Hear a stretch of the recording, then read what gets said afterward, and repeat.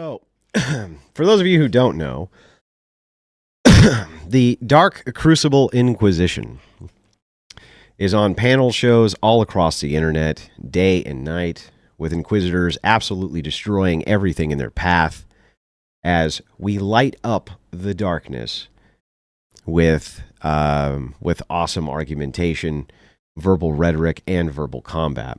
One such panel show that the Inquisition took over very early on. She actually had sugar daddies. She told me about it. Everything I'm saying is 100% truth. I've got a fucking $1 million pussy. Just ask the last 1,982 guys. Coming in with 179, a crypto pump, y'all. And then, of course, this was ever so kind. Thank you, Crucible. You didn't have to. You've done plenty, but kindly with the 300. Yes, sir, Crucible crew. She actually had sugar daddies. She told me one time she fucked a brother and his other brother the same night. I'm just saying what happened. It's true. Andrew, I have a stupid question. So are we not men reached out to me and said that if I continue to platform Imperius, which I don't actually platform him, I just have him up occasionally when he has a point. He never seems that crazy when you're I would be thrown out of the Crucible or something. It's kind of like a point that Base Oracle brought up to you, saying that you control down. Okay. It seems like no matter how much I spend on audio equipment, I'm still plagued with tech issues. Okay, how's it now? Yeah, sounds good. I just want our audios to be the same, so it's like no one has an I think you'll be pretty even now. Okay, good. So like I was saying, there's a bunch of other things, but you get the point. Trump actually bragged about how he would avoid paying overtime pay by firing workers and getting new ones in. Doesn't seem very pro-worker to me. Despite his promises, a lot of the things he did during his first term hurt American workers. And I hope we can have a good faith debate on this topic. Okay. All right. Andrew, I'm really sorry. First, I apologize for interrupting your opening. I just didn't think that you would want it to be like the audio to be kind of leaking in and out. No, I appreciate the heads up, man. All right. So, for my opening statement, is Donald Trump pro-worker is a strange debate topic to begin with. The reason I think Alex picked it is because if you Google Donald Trump pro-worker, there are 70 articles that pop up talking smack about him. Most of them are hit pieces, which basically attack Trump for hyperbole instead of whatever the policy is. I fully expect this debate to just be a bunch of destiny talking points, something akin to if Trump is pro-worker, why didn't he do A, B, or C? Which I guess is fine, but honestly, I'm not really sure how to go about this one because I'm not totally sure where we're going here. If he is pro-worker based on policies, or if he's pro-worker in his mind, or if he's pro-worker based on some other metric, I'm not really sure because it isn't particularly specific. So in trying to be charitable to Alex, so he doesn't run around later and say how bad faith and evil and terrible I am, I'm just going to assume he means he wants to lay out a bunch of grievances about the orange man being bad based on progressive nonsense. We can just start with a few basics, which I suppose show Trump is pro-worker by some kind of metrics that Alex will accept. Real wages increased more under Trump than any other time since the 70s. Pre-COVID unemployment was under 3.5%. Almost everybody saved money under Trump's tax policies. 4, he attempted to balance the trade surplus other nations hold against the United States and U.S. workers with tariffs, many of which Biden kept. 5, Trump tailored policy around fracking and energy in an attempt to save American jobs, which Democrats are hostile to as they want to invest on, quote, clean energy. The list kind of goes on and on here, but I guess that's plenty for Alex to kind of bite into. I will also add that Trump did other things which are pro-worker as well, not just economic things. He also kept us out of wars. He tapped back into American pride and wasn't hostile to industry. He's the first president in a long time that wasn't. He requested the Fed keep interest rates low so businesses could get loans at low interest to expand. That way they could pay workers. He also attempted to protect Americans from the ACA by getting rid of their tax liability, which Obama had put into effect. The tax liability or penalty if you did not get Obamacare was basically a secret tax on the poor, and he got rid of it. I think the guy is fucking swell. As far as outsourcing goes, he fought tooth and nail to prevent outsourcing. The entire idea for Trump was the attempt to keep jobs in-house. He wanted to do this with a trade war utilizing tariffs, and he was fought every step of the way by Democrats, even though Democrats now use a lot of his same tariffs. When it comes to payday loans, there was a bit of a kerfuffle over that, but most of that had nothing to do with President Trump. There wasn't much he could do about it. When Alex says people are tricked into signing loans, they're not tricked into signing loans. So I agree that the industry itself is somewhat predatory, very predatory. And I would like to ultimately see it get done away with. It seems like it's a bit of equivocation or a bit of quibbling from Alex on payday loans. Alex gets into union busting, but union busting is something that that Republicans have long been doing. They've been busting up unions, and for good reason. And this is because unions are often scams, which charge workers large amounts of dues, which then go up to administrative fees and really don't do anything for the worker at all. I can give many, many examples of this being the case, and it curtails the ability of the business owner to run their business. Unionization and policies around that have long been corrupt, and it doesn't surprise me that Trump wanted to bust up multiple unions. So with that, I'm happy to dive directly into the debate here. Sure. So just to clarify this, so we get this out of the way, this was one of the multiple debate topics I proposed to you, and you picked What this were the one. other ones? Is Trump anti-war? I proposed other ones before that. I mean, I think I proposed 4 different debate topics to you. I asked if you have another idea. You did not, and you went with this one. And Michelle, am I lying about anything I just said? There was quite a lot of back and forth, but even there was like casual mentioning of like I'd also be open to this as well. But the formal debate topic was this. You proposed it, Andrew picked it. It was the one that was confirmed. Yeah, just out of whatever the prop. So all the propositions are the same thing, right? Which is Trump X? So all I laid out in my opening statement is I'm confused about what is actually being asked here. But I think I anticipated fairly well what it is that you're after. Sure, but you were the one that initially I proposed us having. I don't want to have a big like meta discussion. Just want to clear this up. Initially, I was the one that proposed having a debate about Trump, but then afterwards, I believe that Michelle texted me saying that you just want to talk about Trump. So that's why I focused on that.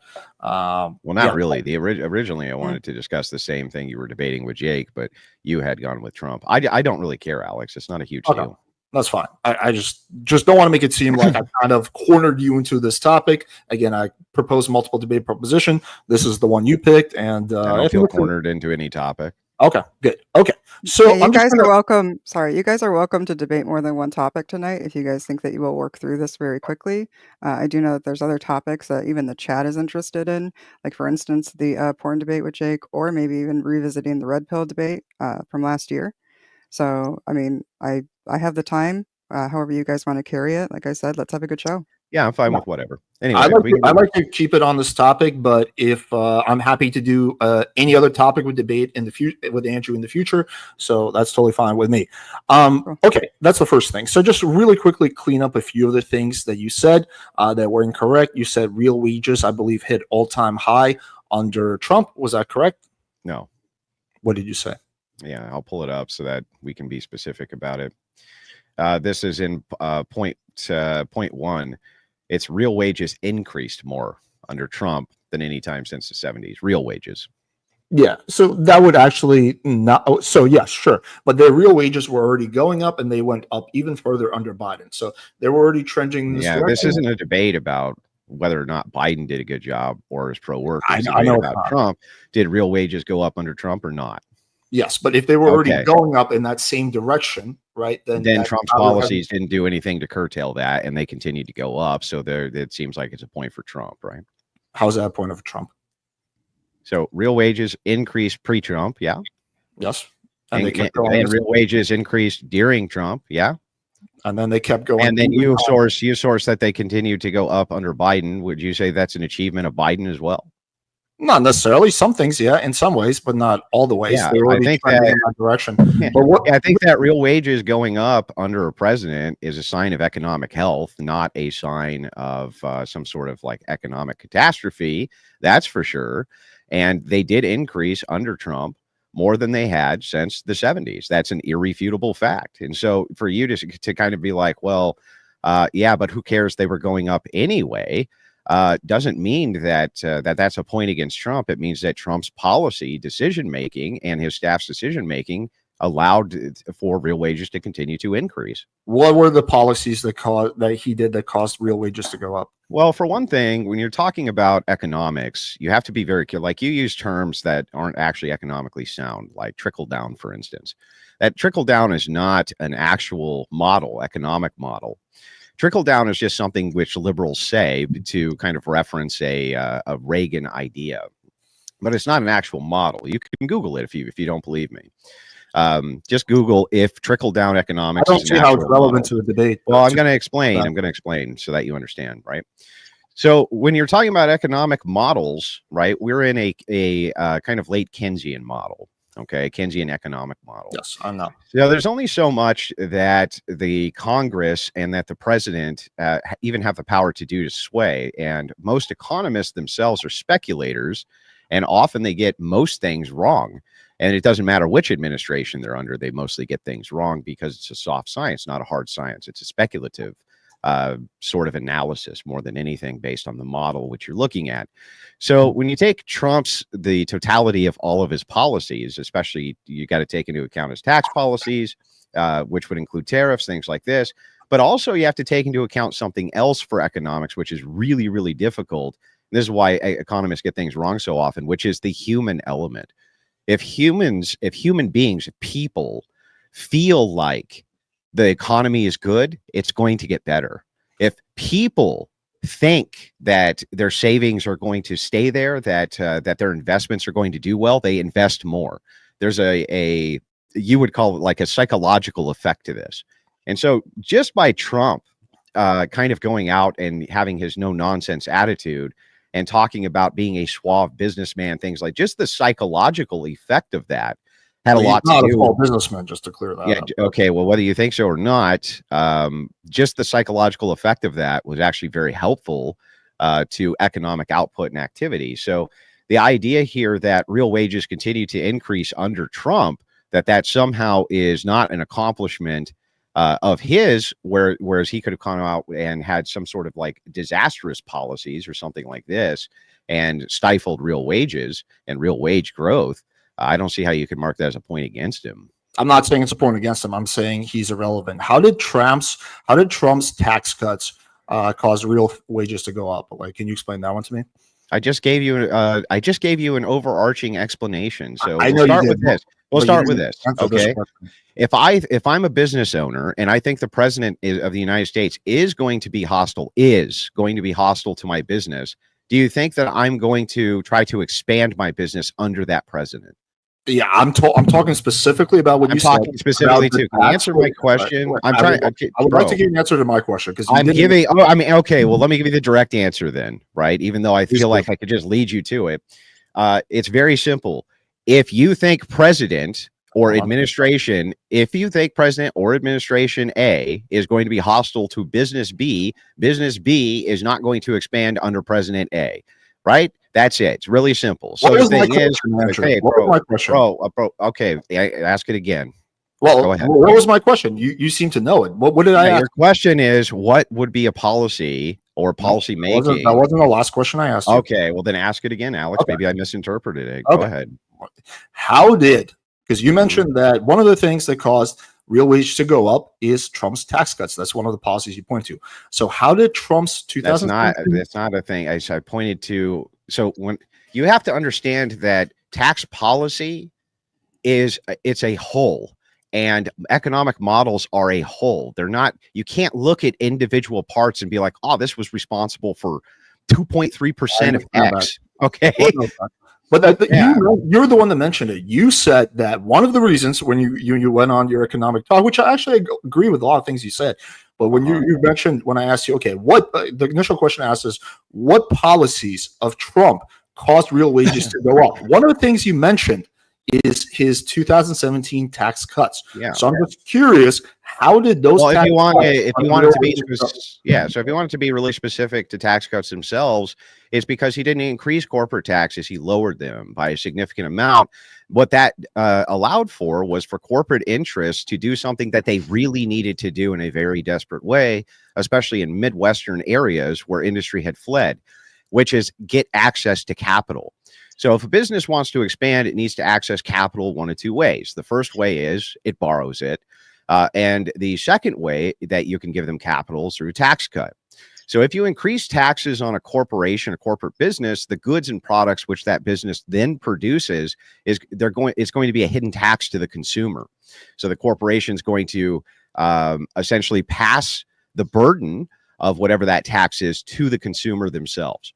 Now, if you allow the corporation to not do that, they then have those funds to make business expansions, which means access to capital, and that was desperately needed.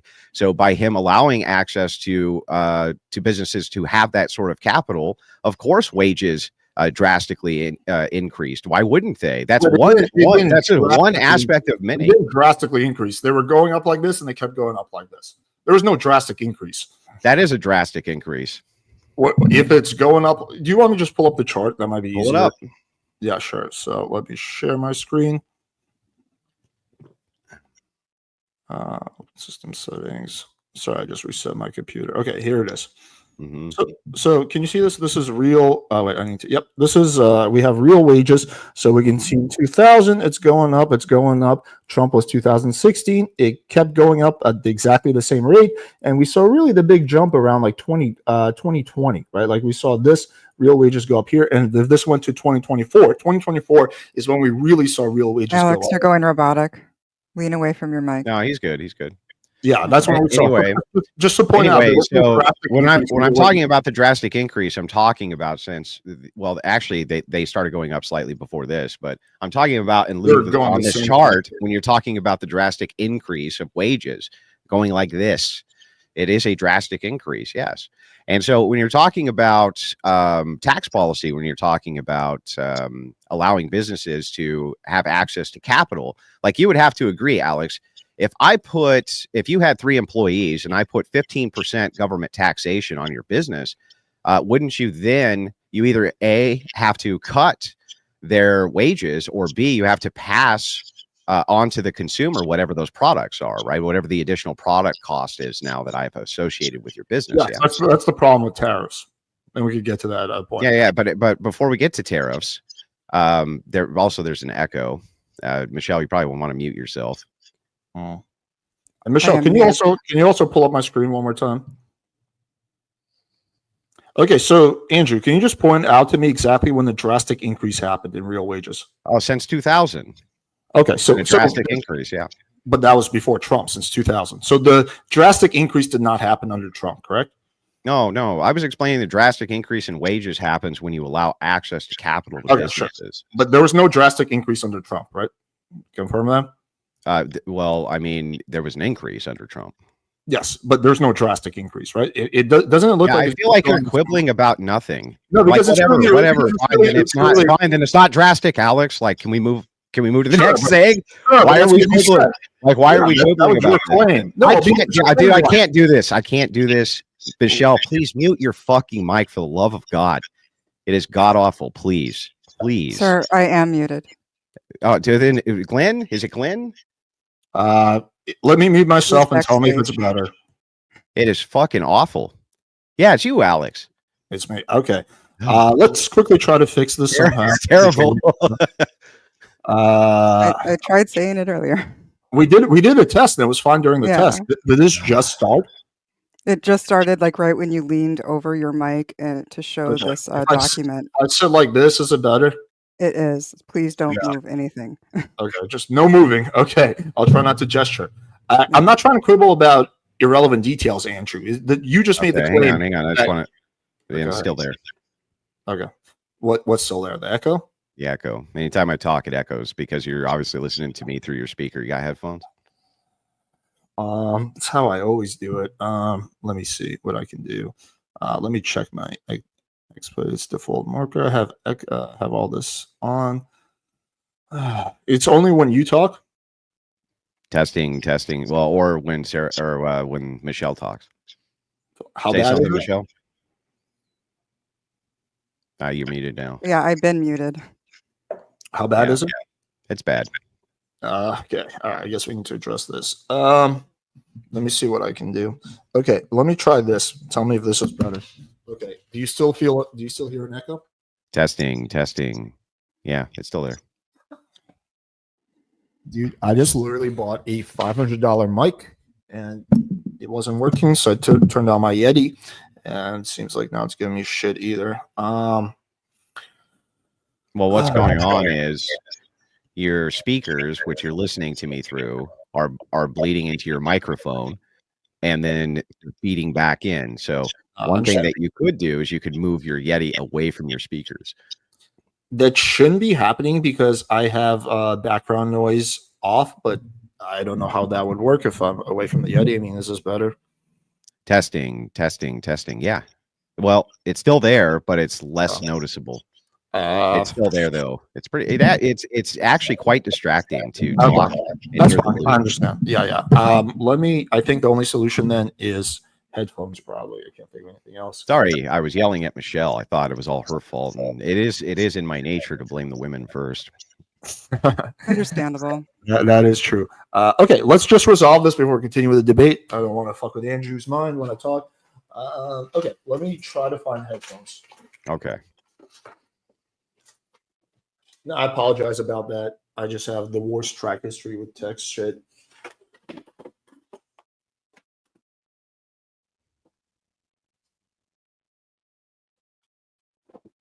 How are you, Andrew? Good. Good. Excellent. Did you have a good holidays? Yeah. Excellent. What did you do for your holidays? I bought my kids shit that they don't need because they're great kids, and it's Christmas. And yeah, that's what I did. Hey, can you help me find headphones? Because I can't even talk. I'm going to mute you, Alex, just to Okay. not have this. Yeah, it's echoing for you too. There's too much feedback noise. The headphones from like your Hey, Andrew, mute yourself. I need the one for the computer. I have it with that. I just don't have it. No matter what I do, I lose issues. I'll save it. Okay. It definitely is, Alex. Yeah, no, it's not my audio setup. Okay. I wanted just to be sure. My outputs and inputs are perfect. Clearly.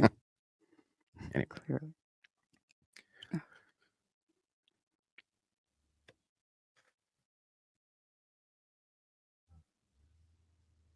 We could do is I will turn off my Yeti, turn on my regular computer. I will definitely be overpowered. So if Andrew can Actually, it's really good right now. What did you do? nothing at all. Like nothing at all. Testing. Nope. Oh, wait, Still there. no, it's still doing it. Okay.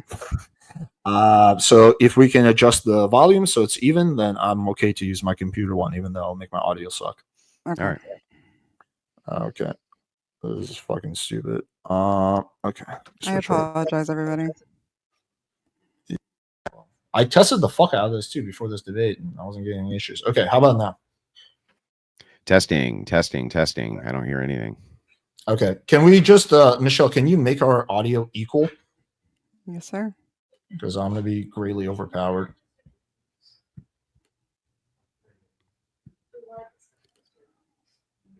Go ahead now. Sure. Talking. You sound fine to me. Sounds good. Let's go Are ahead. the audio levels equal? They sound good. At least on my end. As far as what I'm looking at, it doesn't look like you're peaking. Okay, great. So yeah, I'm not going to get too hung up on this. The reason I brought this up is just to want to point out there was no drastic effect. Things were going up and up and up, and we actually saw the most drastic effect actually after Biden left office. But we can move on to, I guess, one of the points I outlined. So I'm going to stop sharing. Biden has not left office. Since Biden has been in office. No, that's the point I'm making. Okay, gotcha. Okay, Yeah, because okay. Biden's still in office. I don't know if you knew that or not. But anyway, so definitely know that. Not for long. Okay, yeah. So anyway, not to quibble on this, but yeah. So if you're talking about a corporation, if you increase taxes on a corporation, which is exactly what Harris wanted to do, she wanted to increase corporate taxes. Well, we're talking about Trump. Yeah, hang on. I'm just explaining. I'm not making it about Harris. I'm just explaining to you that you only have two choices for revenue inside of your nation. That's it. Choice one is that you can tax foreign goods or you can tax your population.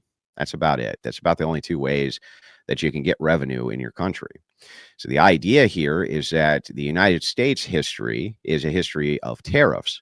That's how we raised most of the money for our nation historically before we had an income tax, which is a recent invention. Trump's idea, and under Trump's model, he wanted to reduce the burden of corporations so that they had access to additional monies and increase tariffs on foreign goods instead.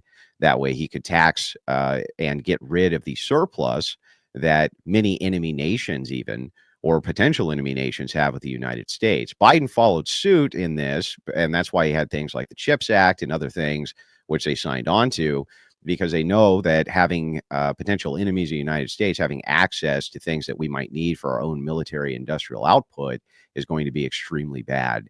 So tariffs are necessary, which is why Biden still has a bunch of the tariffs from the Trump administration. Whether you like it or not, they're here to stay. They're always going to be here to stay. And Trump did want to expand them in order to protect our industry. So when you say to me, Andrew, wait a second, this is a hidden tax with tariffs.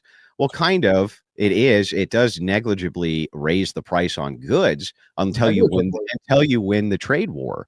The whole fact of the matter is, the whole point is to have the trade war and win it. That way, the industry that you that have did not happen with Trump and China. Well, he only had 4 years. We don't know what would have happened in his second term. We do know that the trade war against China was working for sure. What's the evidence? It was working. And the thing is that what's the evidence it was working? Yeah. So you can take a look at the steel industry, for instance. It is true that steel costs went up under Trump during the kind of steel war back and forth. But during the 70s and 80s, the United States had about the finest steel market on planet Earth until we started to allow access to free trade with no tariffs. Now, these were what you would call good union jobs, Alex. And they were completely dismantled because of the idea of free trade. And we could have brought those jobs back. So the thing is like, yeah, trade wars sometimes take decades. They sometimes take 10, 20, 30 years with a trade adversary. But the thing is like, did it hurt our market? Yes, but it hurt their market in equal parts. Any evidence you look up will show that all the tariffs against China hurt China as bad as they hurt the United States. It's just which country can take it for the longest? Ours. That's which one. Yeah, so there's a lot for me to respond to. So let's just get into the tax cut, and then we can get into the tariffs. So these are just facts on the layout. Close to 90% of the savings from the 2017 Tax Act went to the top 1%. They did not go to the average workers. Again, close to 90%. Some people's taxes actually went up. Well, can we do one point at a time here? So on this first point that you're talking about, where else would it go? Of course, it was designed to go to the largest corporations were going to be winners, but we wanted them to be. The whole point of like how could they have dispensed it unless they took it from them first and then gave some type of like direct payment to workers? The only place a tax cut could go, the majority of any tax cut across the board for a corporation, the top 1% are going to get more of that than anybody else, of course. Yeah, couldn't you just give wouldn't it be more per worker to just give a tax cut to the middle class? Yeah, he did do that. He gave tax cuts to the middle class and he gave tax incentives. So for instance, he raised the earned income child credit. That's a tax offset. The other thing that Trump did was he got rid of the ACA penalty for poor people, which was a hidden tax. Trump was doing everything he could to incentivize a lack of taxes, a lack of direct taxes to the middle class. But more importantly, and 90% of the savings. What Trump knew was that businesses need to have access to capital or they can't expand. You can't do it. It's not possible. If you don't have access to capital, you cannot expand into new industries. And that's why the government uses ROIs themselves. They invest heavily in businesses. The whole point of like the government investing in a green energy and things like this is for an ROI, a return on investment. They're saying that's going to expand the industry. And when the industry expands, it's going to create more jobs and things like this. They do it themselves all the time. Trump is following. So he's just doing the same thing. He's saying, look, we're going to give a 30% tax cut or some places a 15% tax cut. And this necessarily allows businesses access to capital so that they can expand. This is part of the American Keynesian model. Like this is how it works.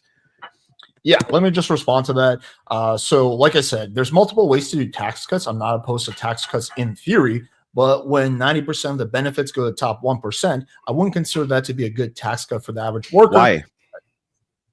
How is it? Like if it all the Yeah, if I'll almost all explain the how money, it is. I can tell you how it is.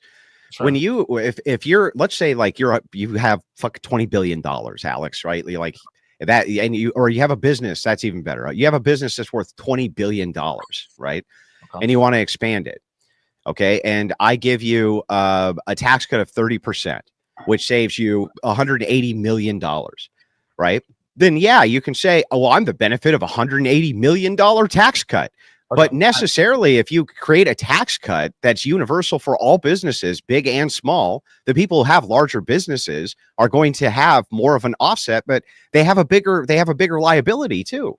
Yeah, I understand what you're saying. So this is, again, trickle-down economics. The economic idea that was popular in the 80s and 90s, which has This isn't trickle-down. Well, the whole premise of what you're arguing is that if you give a tax cut to big corporations, then they're going to use that money to create more jobs. Did I misquote you?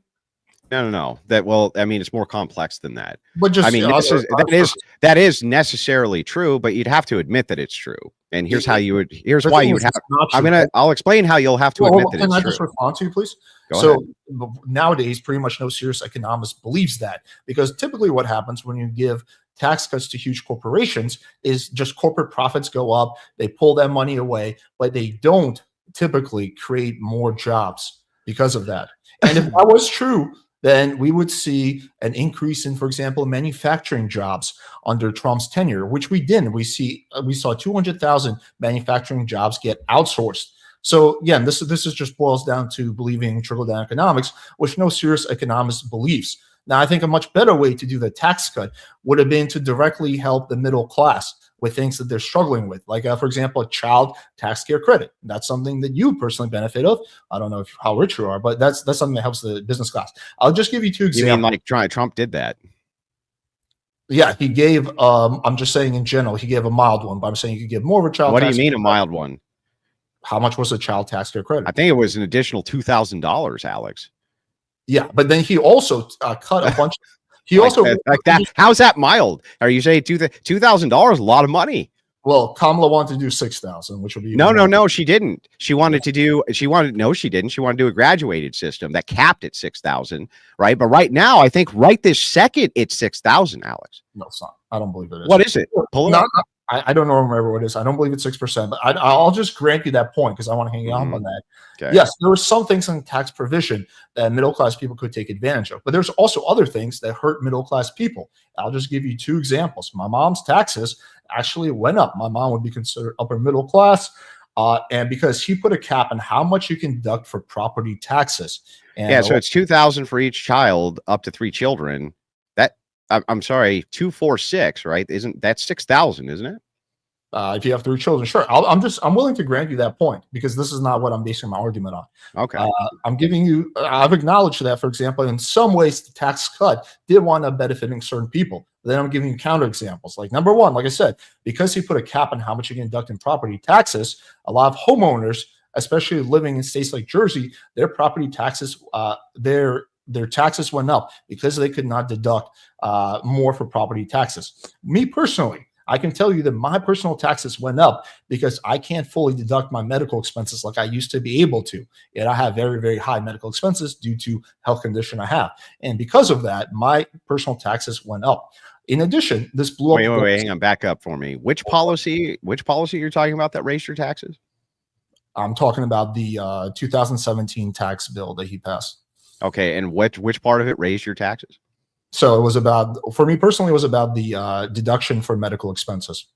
So if you want a very technical breakdown, the way it became, so before that, you had your gross revenue, you had your gross income, and then you would deduct for certain things. And if you had medical expenses, high medical expenses like that, you could deduct all those medical expenses.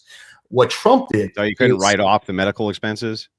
Well, not nearly as much as I used to be able to. What Trump did is he actually created 2 categories. Well, how much could you write off?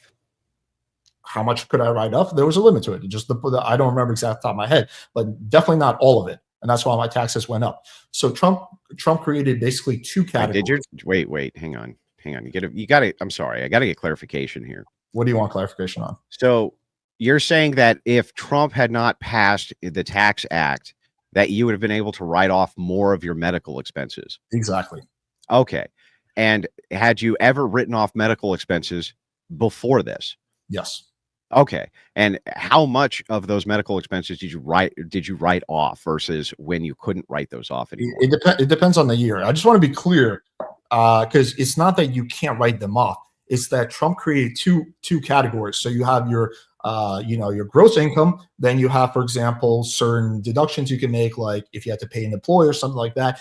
And then when you get to certain other types of deductions, there's two categories. For one of the categories, you can keep writing off whatever you want, but there's still going to be that other category that is not at all affected by medical expenses, which is why my total tax burden went up because of that whole medical expenses thing.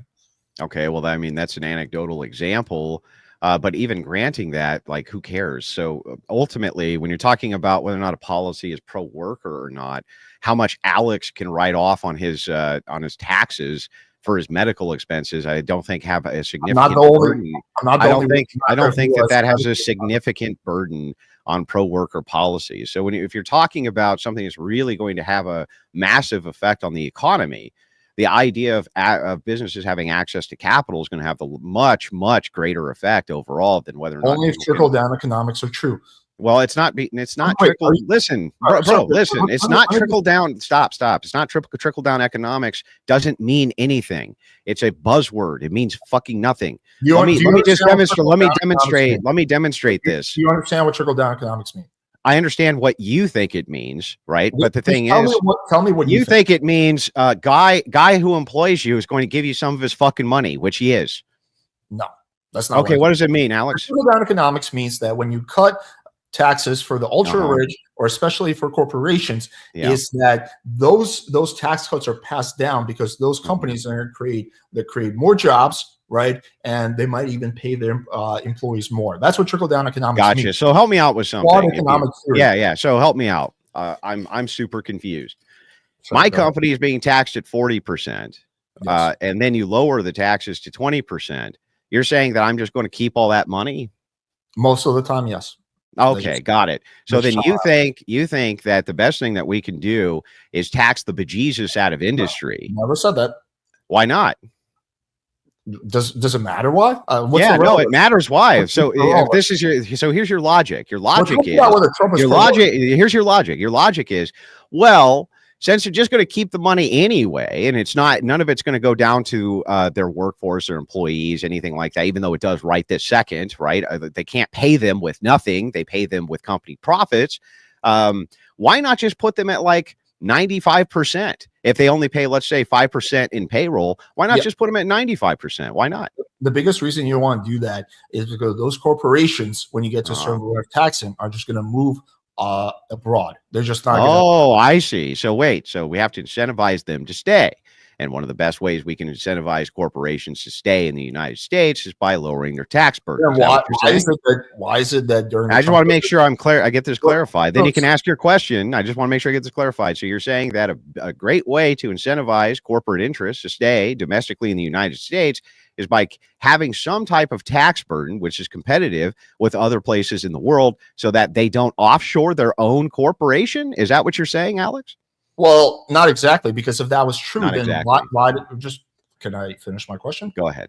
If that was true, then why is it that under the Trump presidency, he did those 2017 tax cut bill, that we saw a lot of plants and a lot of workers get outsourced, right? If what you're saying is true, then why did that happen? Because many of these large companies, especially automakers, companies like Boeing and others, had plans pre-Trump to move and outsource their workforce anyway. Some of them had plans for up to 10 years to do it as they saw the decline in their industries.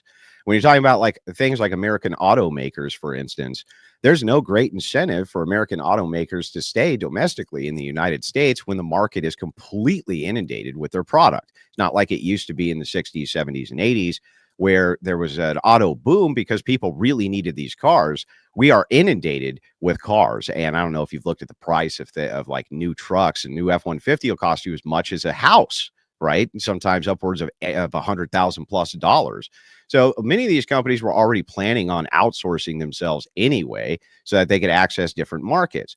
But what you're talking about here is you're saying, we need to have a competitive enough tax rate to keep our companies here so that they don't go elsewhere for their tax liability. I agree. That makes total sense. But that would be trickle down theory, Alex. Literally, you're saying if a company outsources itself, it eliminates all of those jobs, right? So by you giving them a massive tax cut as an incentive to stay, you are practicing trickle down theory. Yeah. Unless they're already here. So I just want to clean up and respond to some of the stuff you said. Wait. Why would it be, if they're already here, have anything we're supposing they're already here and we don't want them to leave? If you don't want them to leave, then you can't tax them at 70, 80, 90% or 60% or 50%. If China says, come over here, we'll give it to you at 20%. You're talking about trickle down. So you're just admitting it works. Like, what do you mean? So if that is the case, if what you're saying is true, then why is it that we saw under you saying that they already have plans to leave, blah, blah. Yeah. Then why is it under the Biden presidency, we saw over 800,000 manufacturing jobs return to the U.S.? That's just a simple fact. Why? Yeah, but okay. But Biden raised the corporate tax rate. Here's the thing. Why those companies returned? So which companies are you talking about specifically? Were they green energy companies, which were bought and paid for by the federal government? Green energy companies. I'm talking about. Okay, what were the companies specifically? Let's go through them. I don't have the name of the exact company. I'm sure. Well, it's important to understand because there could have been ROIs and investments which were made by the Biden administration, direct to payments for green energy jobs, things like this. That was a big part of his administration. So, when you say, well, why is it that X amount of manufacturing jobs came back? First thing is, I want to know if those manufacturing jobs actually returned or if this was just a post-COVID bump. And then the second thing is, we want to make sure that we are specific about which companies came back and why. But back to the point before we derail even further, and I'm happy to dive into this company by company. Alex, if your position is, Andrew, we have to have a competitive corporate tax rate so our companies don't move abroad. Andrew says, I agree. Alex, can you explain how that's not trickle-down economics? So I think you're oversimplifying. Let me just answer your question. I'm going to bring it back to what I'm trying to talk about. Okay. I think you're oversimplifying. I think exactly how you do tax policy matters, and that's what matters the most. So, for example, one of the big issues with Trump's 2017 tax bill is that he basically cut taxes for offshore profits of American-based corporations, some of them at a rate of 0. Or you're not answering my question. Can I finish my point, please? No, I need you to answer my question first. How is that not trickle-down economics? Just listen to what I'm about to say. I said it matters how you do tax policy. I don't think you're going to answer the question. I'm just going to ask it again. I want to let you know that. Go ahead. Go ahead. You can do whatever you want. So one of the issues, and I'd like for you to engage with this, one of the issues with the Trump 2017 tax cut bill is that it taxes offshore profits on American-based corporations at a rate of 0 or a rate that is half of the one imposed on profits earned in the United States. I can show you a source for this. So that is an example of how you could do tax policy, to save money on corporations, but actually winds up working against the American worker. Can you just really quickly, before we go into something else, can you just acknowledge that this, if it's true, right, and it is, I can show you a source, then that would be an example of a tax policy that is anti-worker. Yeah, real quick, I just want to make sure that I'm really clear on what it is that you're asking me. Can you repeat it again? But then I want to promise after I answer your question that you'll answer mine. I want you to promise me. Yeah. Okay, go ahead. Okay.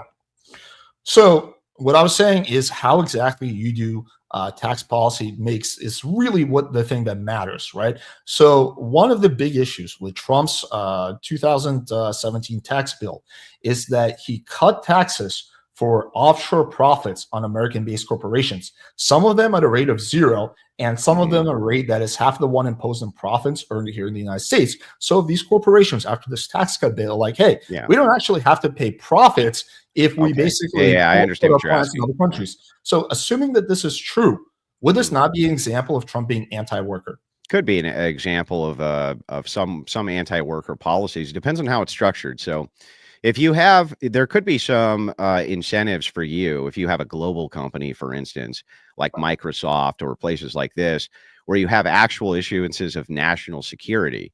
You may have to have tax policy that in some way accommodates that. It just depends. It depends on how it's structured and why it's structured that way. But to say it's anti-worker, I don't. It could be. Well, It could be 200,000 anti-worker. manufacturing jobs to get outsourced. Yeah, but Alex, listen. Manufacturing jobs have been continuing to get outsourced. They're going to continue to get That's under outsourced the Biden presidency. over and over and over. They're going to continue to get outsourced. Now, That's just- when you're talking about, okay, calm down for a second. Okay. I'm super calm. So yes, could be. It could be an example depending on how it's structured. It just depends on why it's structured that way. It depends on if it's due to some national security concern. There's complexities which potentially could be involved. I'm not exactly sure the policy you're talking about, so I can look into it. But as to the answer to your question, possibly, right? So the answer to the question is possibly. Now back to mine that you promised you'd answer, Alex. Can you explain how, if you are to have a competitive tax rate so that corporations don't leave your shores for other nations, how that's not practicing trickle-down economics? So I think it's more complex than that. Let me try to answer your question in the most succinct way I can. So, for example, if you give tax incentives to American corporations to hire American workers, then I think that is a good thing, right? But that's trickle down, right? Well, yeah, sure, we can call it that, right? Yeah. Okay, sure. But I'm not trying to argue. Does work. So trickle down does work.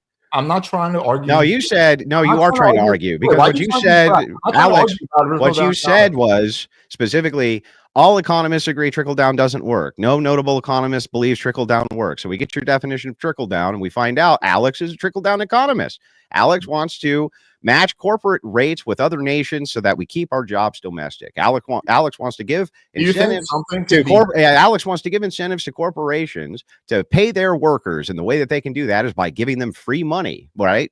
Or in this case, not free money, but just making sure you don't take too much of their money. That would be the trickle down effect. You literally just proved that trickle down works. I believe in nuance. Don't you think something could be generally true, but there could be exceptions to it?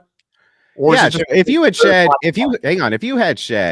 well, listen, Andrew, there's many cases where trickle down works, and there's some cases where it doesn't. That's an entirely different claim than, well, most economists say that trickle down just doesn't work. And then you go on to express that you yourself believe very heavily in the principle of trickle down economics. Let me just clean up my stance then, because again, I want to talk about Trump being pro-worker, not so much about trickle down economics. Okay, let me just clean it up. I think in a lot of ways, trickle-down economics doesn't work, but there are some exceptions in which case it works. Now, let's get back to those exceptions. I just told you one of them. Why do you want to keep this? Wait, this is we're just getting off track. Like, I don't think we are, because the idea. Can I explain my reasoning for why I don't think we are? So the idea here is whether or not Trump. Well, granting the premise, right, is nice, but I need to make sure I know which premise you're granting, because here's why. The idea here is, well, Trump's not pro-worker because he follows trickle-down economics, and trickle-down economics doesn't work. Alex, it is what you said. And not only that, but on top of that, it turns out that that's not the case.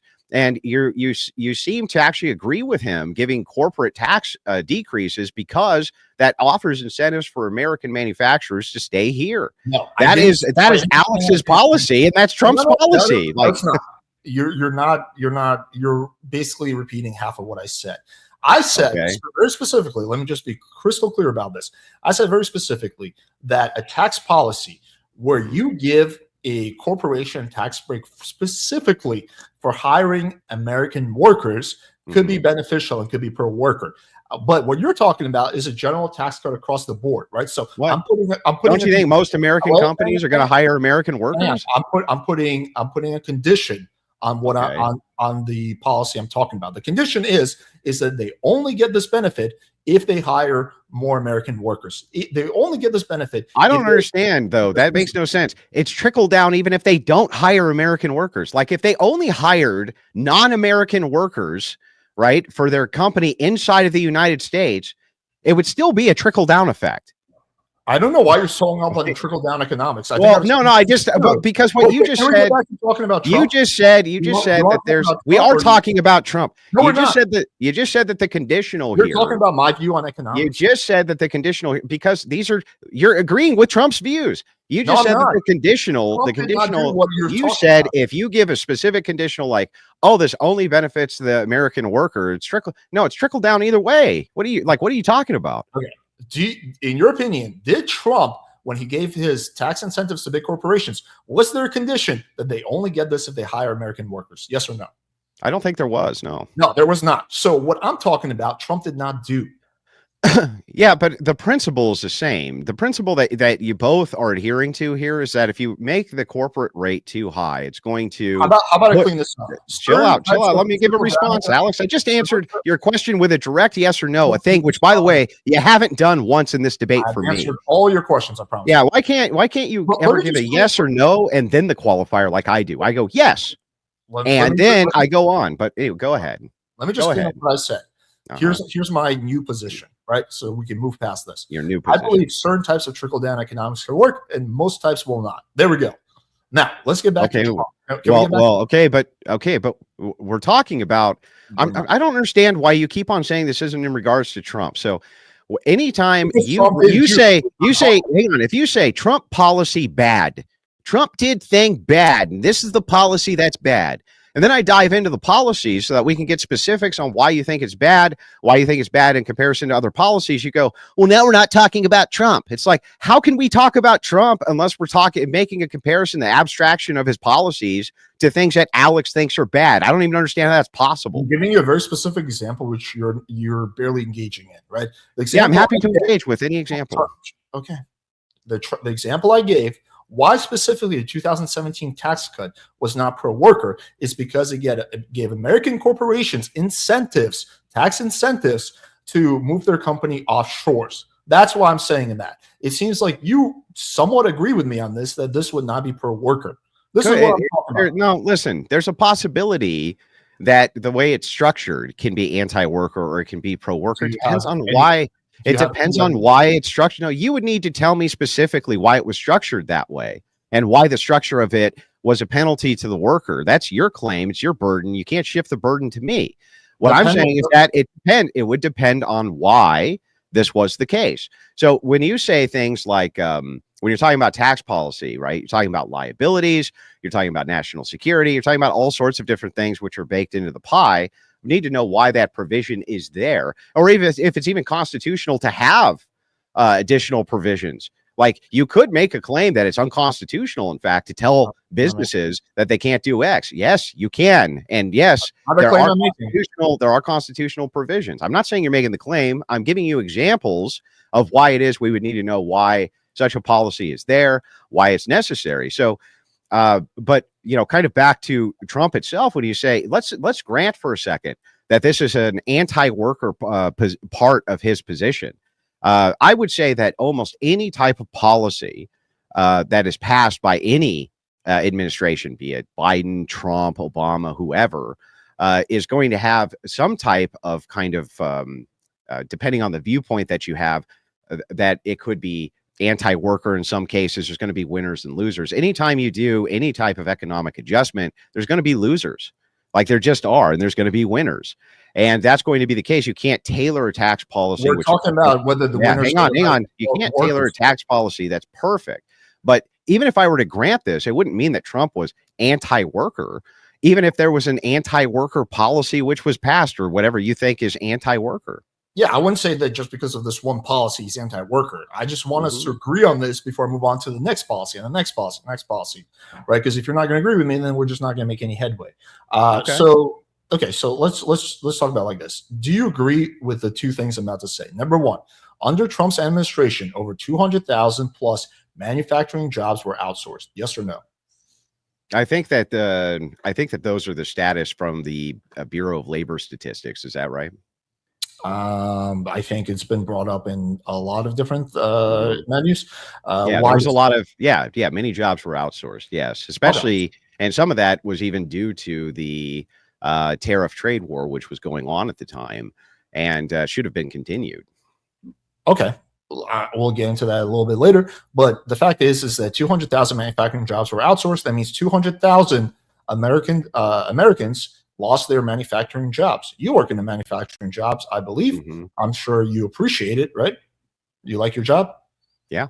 You probably would not want to see your job get outsourced. All right. Here's the other factor. Do you also agree with the fact that under the Biden administration, we gained back something like 600,000 to 800,000 manufacturing jobs?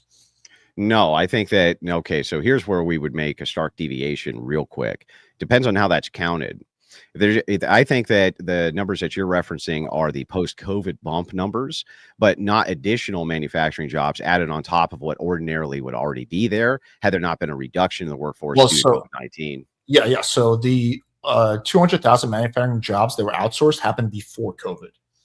Yeah, I'm not talking about that. We're talking about the 800,000 you're claiming that Biden added. So wait, okay, help me understand this. So 200,000 manufacturing jobs were lost before COVID. Then we have COVID. And then why do these 800,000 manufacturing jobs come back that we never had in the first place? Like they're because not 800,000 people are out of work. What do you mean? Like, what are you talking about? We're talking about like a net gain. Okay, so like, yeah, but it would be a net gain if 800,000 people are out of the workforce and then they're back in the workforce. That would be considered a gain, right? That's the problem that you have here. No, like these jobs need to exist for people to get them, right? Why were 800,000 manufacturing jobs created? Because the federal government, right, gave massive incentives for businesses to shut the fuck down during COVID-19. That's why. And so what happens is unemployment skyrockets. And then when unemployment skyrockets, right, all those jobs are now taken off the board. And then when all those people go back to work, they're added to the board. You don't seriously believe that Biden created 800,000 new manufacturing jobs, do you, Alex? Yes. Like you actually believe that? Every official source believes it. No, they don't. Yeah. No, they don't. No. Things like the no, they don't. They don't. There's no official source to tell you that Biden added 800,000 new manufacturing jobs on top of what came back from C-19 after the recovery. No source anywhere is going to say that unless they're just lying, and we can just fact check it. Okay, sure. Do you want me to pull up? Pull up any source you want. It won't matter. Okay, sure, no problem.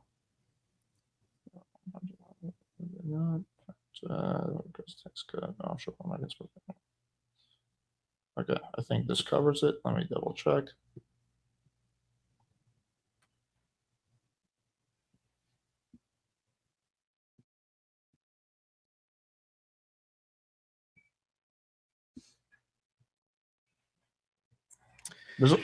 This is from the fiscal whistleblower.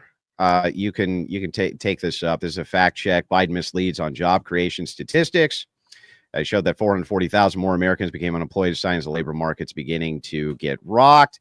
Recovery versus creation. This is what we're quibbling on. Nearly 72% of all job gains since 2021 were simply jobs that were being recovered from the pandemic, not new job creation. In fact, when looking at today's economy compared to pre-pandemic levels, unemployment is is up only by 3.7 million. On other hand, prior to the pandemic, job creation of President Trump was 6.7 million, 3 million more jobs than the current president. Labor force participation was stronger under Trump.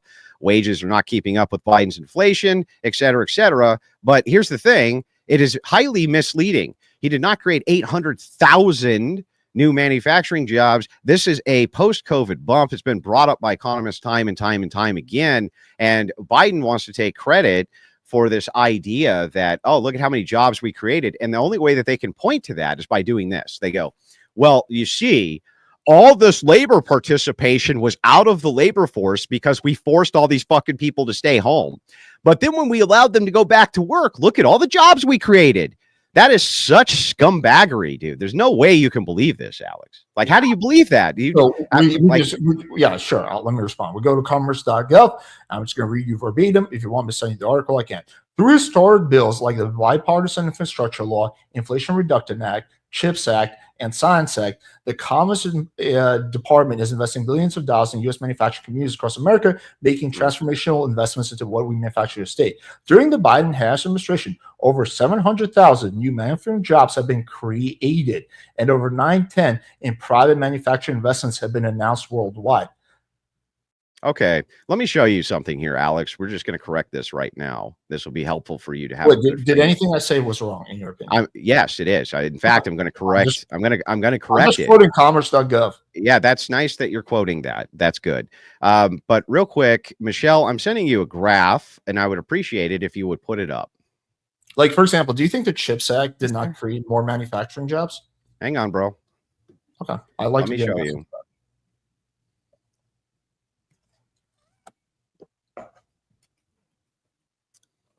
Also, can you send me the link in the private chat so I can see the source? Yeah, I'll read you the source real quick. You can find this source from the Budget Committee Oversight Task Force on Budgetary Misconduct. The reason that I tend to use watchdog groups more than anything is because, well, Alex, this might be news to you, but different budget offices are partisan and they fucking lie. There's many different government agencies, and you may not know this, but they like to lie because they're partisan. So I use watchdog groups instead to do these types of fact checks. Well, Michelle, I sent that over to you. Some watchdog groups are good. Some of them not. Now, can you please repeat that? Budget committee. Keep going. One moment, Alex. Yeah. Andrew, So you can find. I'm sorry. Go to budget.house.gov. Well, yeah. Go ahead, Michelle. Sorry. I'm unable to pull this up in Discord. Would you mind please doing a share screen? What was the name of the watch? Do those two things at once. Oh man, yeah. Hang on a second. It's such a pain in the ass to do this, but I'll do it in real time here. Hang on. If you can just tell me what was the name of the group, that would be helpful. Just give me a second. Hang on, Alex, and we'll go over. Let me give you my rebuttal, then I'll give you the group, and you can say whatever you want. Okay? How's that for fair? Sure. I just want to look into it. I'm not even saying that. Like, I think it's fair. You can look into it. Nobody's saying you can't look into it. Look into it all you want. I'd be happy. Fine with me. Okay. All right. Hang on a second. Bad moderator. I'm so sorry. I'll be more prepared for that in the future. All right. Hang on.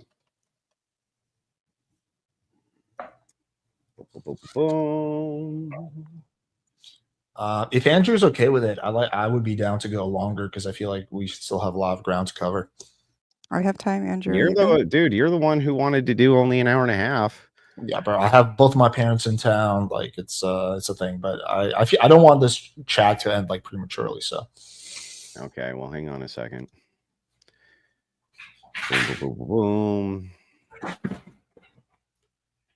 All right, here we go. So let me share this real quick.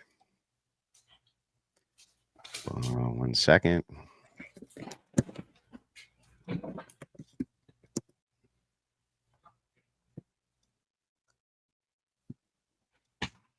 Oh man, it's such a pain to do this.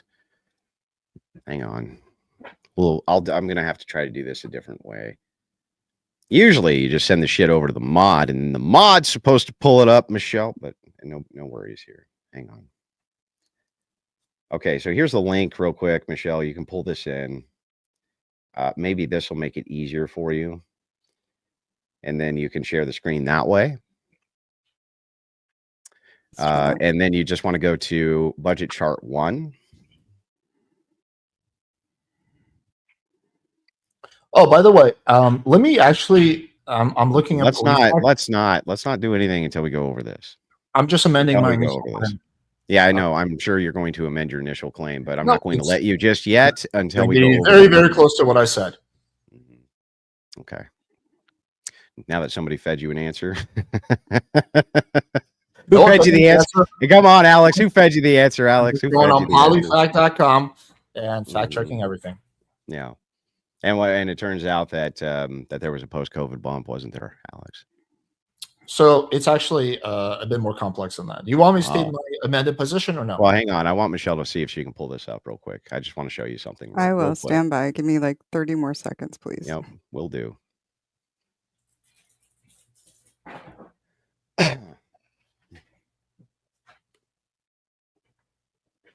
Will do.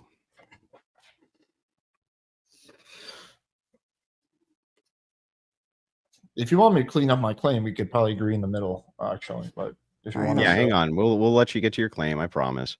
Just want to see if Michelle will pull this up so that I can show you exactly what I'm talking about and show the audience exactly what I'm talking about as well. Why it's important that when we make these claims, especially in economics, that these left-wing talking points really don't hold much fruit. And when most talking point. It is. Anyway, go ahead and scroll down to chart 1, if you don't mind, Michelle. There we go, right there. Job growth under Biden still not back to pre-pandemic pace. So you can take a look here, January 20, we can see this massive plummet, right? And then we can see the chart starting to go back up. But we can look at what the projections were, what the trajectory already was. Chill for 2 seconds. Can I make the case for two? Dude, I'm going to make the case. Is it manufacturing jobs or total jobs? Just stop talking for 2 seconds. You don't want to clarify that? Okay. Yeah, we'll get it clarified in a second. Okay. Just let him finish, and then So anyway, you can clearly see, okay, that this actually the projection is lower than what it would have been had the pandemic not hit and Trump had stayed in office. This is the projection going forward. The pre-pandemic Trump trend. It actually gives you an arrow marker for exactly when that should have started. So the thing is like, no, Alex, in fact, it's very misleading what you said when you claim that they're adding all of these jobs back to the economy. That is not the case. It's that there was a massive decrease in the labor force because of COVID-19. And that Biden never really recovered back to what the Trump projected numbers were. And this is proof that that is the case. And by the way, economists who aren't left-wing losers tend to actually agree on this. Just guys like Paul Krugman don't. But remember, he was also wrong about Trump crashing the economy. So anyway, with that, we can get back to this. Sure. So I'm going to amend my position because the truth is in the middle. So what it turns out is that basically, let me just pull this up exactly. So 589,000 manufacturing jobs were recovered, right? And 175,000 were created. So I'm going to amend my claim to say that Biden created 175,000 American jobs, manufacturing jobs. Now, let me just quickly, if you want me to share the source, I'd be happy to. This is PolyFact. I think they're usually very accurate. So let me just pull this up. Okay, there we go. So let's take a look at this. So fact-checking Joe Biden and the creation of 800,000 manufacturing jobs. President Joe Biden. Hang on, can you scroll back up to the top real quick? Sure. Official federal data shows President Joe Biden in office 45 months. First 3 quarters, job gains represented a return pre-recession levels. Comparing historical pattern 45 months out from recession onset revealed Biden era manufacturing employment to be strongest in 72 years, the second strongest since the end of World War II. Okay, got it. Now, just so you know, can I finish showing you the source? Yeah, go ahead. So President Joe Biden took a recent victory lap on social media touting the number of jobs he created. He says 800,000, right? An ex-community note cast down this claim, saying that although Biden's job figures were factually correct, the president failed to note that the current total is only 175,000 than the February 2020 peak from before the COVID-19 force. So how do you bring back 800,000 jobs? So I'm amending my claim. I said that Biden created 175,000 new manufacturing jobs. No, where does it say that those are 175,000 manufacturing jobs? It is right here. They're talking about manufacturing jobs. Oh, I see. So hang on. So let's make sure I got it. We've created close to 800,000 manufacturing jobs. So Biden lied, right? Yeah, in this case, in this case, but I'm not arguing about the merits of Biden. I'm just talking about. I know. So Biden lied about this, and you lied on his behalf because you didn't know any better. So the thing is, to scroll back up. What do you mean? I'm going to show you. Hang on. This is just nonsense. I didn't lie. Okay, Alex. It was a rhetorical flourish. It's a rhetorical flourish. My position. Okay. Right? All right. Based on what you said, this is what's called being good faith, is when you actually try to really engage with the other person's saying. Yeah, I'm engaging with what you're saying, but the thing is like you could have done cursory research and known that this was a lie. Scroll back up to the top. I want to show you what it says there. Are you denying? Hang on. Are you denying that he created 175,000 new manufacturing jobs? I'm just going to grant it. I don't even care. It doesn't matter, and I'm going to show you why. I'm going to show you why. Wait, hang on. Go ahead. I'm waiting. My original point was when you were saying that, oh, well, manufacturing jobs were just going Yeah, Alex died. Anyway, Alex lied. and- Manufacturing died, bro. Alex lied, and manufacturing died. So I'm arguing this for. Wait, okay, just stop laughing like a jackass. Just let me. No, finish come on. It was funny. It's funny, Alex. Calm down. Okay, sure. Very funny. All right. So your initial claim was that, yeah, but manufacturing jobs, sure, Trump lost some manufacturing jobs. Manufacturing jobs were going down anyway. And this just directly disproves that claim because it shows you that actually, right after Trump left office under Biden, we got 175,000 new. This is actually great. This is actually a great point that I'm going to prove you wrong a second time. So first of all, here's what it actually shows you. The chart that I just showed you showed what the Trump projection was of total employment. That would include manufacturing jobs. Now scroll back up. Was this projection? Alex, scroll back up. I'll prove it. Alex, I'll prove it. Scroll back up. Yeah, scroll back up. I'll prove it. Was this projection made before, during, or after the pandemic? Because it seems like that's a projection made before the pandemic. No, listen, well, that's what a projection is. Like, what do we project the jobs numbers are going to be based on X thing unless catastrophe happens? Like, for instance, if I was the governor of Pompeii and I got my entire staff together and said, well, it looks like our wine production is going to jump by 100%, right? And you went, wow, that's amazing. And then the volcano erupted and killed everybody in Pompeii, which is what happened. I would guess my job numbers would be 0%, right, Alex? Why would we trust a projection that? Right, hang on. I just want to make sure that you're tracking with the logic before you ask the question. Remember how I asked the question? Can you answer the question? Wouldn't it not be the case that if the volcano erupted and killed everybody in Pompeii, the job number projections would be wrong? Yeah, got it. So the same thing happens here, right? The job projection numbers are wrong because we had a catastrophe. Now, could you please? Why are we taking those? It's important. I'm going to explain why. Scroll back up. I want to show you something important right at the top. Part of this PolitiFact, right? Go ahead. Comparing the historical pattern, 45 months out from recession onset, reveals Biden-era manufacturing employment to be the strongest in 72 years, second strongest since the end of World War II. If you look at that same graph that I gave you, it actually shows that Trump's projected numbers for jobs were much higher than what Biden's would have been had the COVID-19 bump or hit not happened, which means actually Trump would have had the strongest economy since World War II, including with manufacturing, Alex. So you're proving it twice. I do not trust, first of all, Trump's projections of what would have happened. Second of all, we saw that under his presidency, before the pandemic even happened, and you agree to this, that he lost 200,000 manufacturing jobs. No, I granted it. I'm not saying that he did. I'm just saying that even if I grant that it's the case, manufacturing jobs were going downhill. Yeah, even if I would rely on Trump to then somehow magically. Okay, Alex. Well, let's look at the broader implications of this position. Are you saying that Biden brought back the same manufacturing jobs Trump lost? I never said there were the same. Well, then it would stand to reason that Trump would bring in the same manufacturing jobs that Biden brought in. If we were going to look at the job numbers, right? Why wouldn't it? Do you think in your opinion, what's a better predictor? Can you answer to my question? Does it stand to reason, Alex, right, that if it is the case that Biden did not bring back the same jobs you claim that Trump lost, why should we assume that Trump himself would not have created new manufacturing jobs, which dwarf this, considering I just showed you a chart for the projections from his economy pre-COVID bump? Can you explain that? Well, first of all, again, I don't take any stock into what Trump or Trump's campaign prediction is. Second of all, I believe the best predictor of future behavior is going to be past behavior, and Trump has been known to lie for about a lot of things. That. He's been known to do a lot of lies and overpromise and do all that shit. So, given that, I think the only lie I see here is from Biden.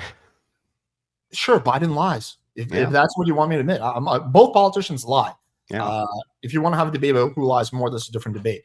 But given the fact that we saw that under his presidency, manufacturing jobs were already going down, then I have absolutely no reason to believe that there was some kind of magical policy that he was going to pass, like during the last year of his term or during the first year of his second term, that would have actually brought back new manufacturing jobs. And if you can tell me what specific policy he was proposing that would have done this, I would love to hear it. Okay, so again, when you're talking about tariffs, okay, so if you want to dive into more specific policy, now that this has been, by the way, I just want to point out that I proved you wrong about this. You proved me wrong at all. Yeah, not only that, you had to amend your entire position, but if you can drop that, Michelle. So unless you need it up, are we still talking about this? No, we can move on. Oh, okay, got it. So anyway, so kind of diving into this, Alex, can you tell me how it is possible, if you're competing with another nation that pays its workforce at 1/5 of yours, how you can compete with them in domestic manufacturing? Not through tariffs. And I'll explain to you the problem with tariffs. No. How you can. I don't give a shit about how you Why- can't. how's I want to that know rel- how how's you that- can. Can you how's answer my that- question, Alex? Answer how's my that rel- question. Sure. How What's the can answer? you compete? Can you name any way at all that you can compete with any foreign government that has the same industry you have, but by decree or whatever pays their workforce 1/5 of what you pay yours? Can you give me any way in which you can offset that? Any? Sure. By producing better quality, Oh. by having better marketing. My question is, how, Even if it's the same product? how is this relevant to whether Trump is pro work or not? Can Well, you I'm going to, explain- yes, of course, Tell because me the relevance. the idea here is you have to enter into some sort of protectionism for your own worker class in order to compete abroad. So Trump isn't a globalist, but America is in a global market. And since that's the case, I'm not exactly sure how you protect American workers from jobs where they can pay their staff 1/5 of what they pay yours without a protectionist tariff. This has been historically always the way that we have protected our industries from this. It was due to the free trade agreements that crippled our steel industry and other things like this to begin with. So I would like, if you think that I'm not interested in whether or not you think tariffs do this. I'm interested in what Alex thinks does do this. Well, one solution is what I've already proposed in the past, which is that you give companies incentives to hire American workers. So for them, and you punish them for outsourcing. So for them, just let me finish. For them, it is more expensive to hire a foreign worker, and it's cheaper to hire American workers. And that's going to be one way you could do that. Another way you could do that is you can provide maybe like some kind of tax rebate on certain American goods, only American goods, and that makes them more competitive at the very least in America. How would that? Wait. But do you agree with me that? Well, hang on, Alex. Let me at least probe the position before you start asking me new questions before I can even probe your position. You've done a lot. So how is it possible through any of these to create the economic offsets necessary for you to fight against a company which is paying its employees, which is the highest cost for every industry is payroll. The highest cost is the payment to workers, right? Basically all industries, this is the case, right? That's the highest expense that they have, is what they pay to their workforce. Now, that's not the case with every industry, but overarchingly, this is the highest expense. So if your competition basically has a 70-80% payroll advantage in comparison to you, you are going to have to move the expense of that payroll off to the consumer. So if another country makes the same exact product that you're making, even if the quality is like somewhat subpar, it's going to be significantly cheaper. Thus, that actually creates incentives for United States citizens and other markets to buy those products. So when you're talking about an offset or an incentive, right, you're actually creating an incentive by not tariffing these goods for the United States to kind of participate in their own financial downfall against their own worker. You're fighting against your own workforce. But let me explain to you why that's wrong. Okay. So I will here's the nuance I must say. I think in very certain situations, tariffs can be okay. You have to be very careful in them. What Trump is proposing now is across the board tariffs. Now, here's the problem, is that it causes prices to go up, which punishes the average, cause price to goes up. Mm-hmm. Now, increased price for consumers will simply cause some businesses to close down due to unaffordability of labor. Furthermore, here's the biggest thing. It will cause a trade war, because typically when you tariff countries, they tariff you back, which will okay, that's not good, because that makes your exports a lot less competitive. Let's go through this step. Just let me finish the point. All right, go ahead.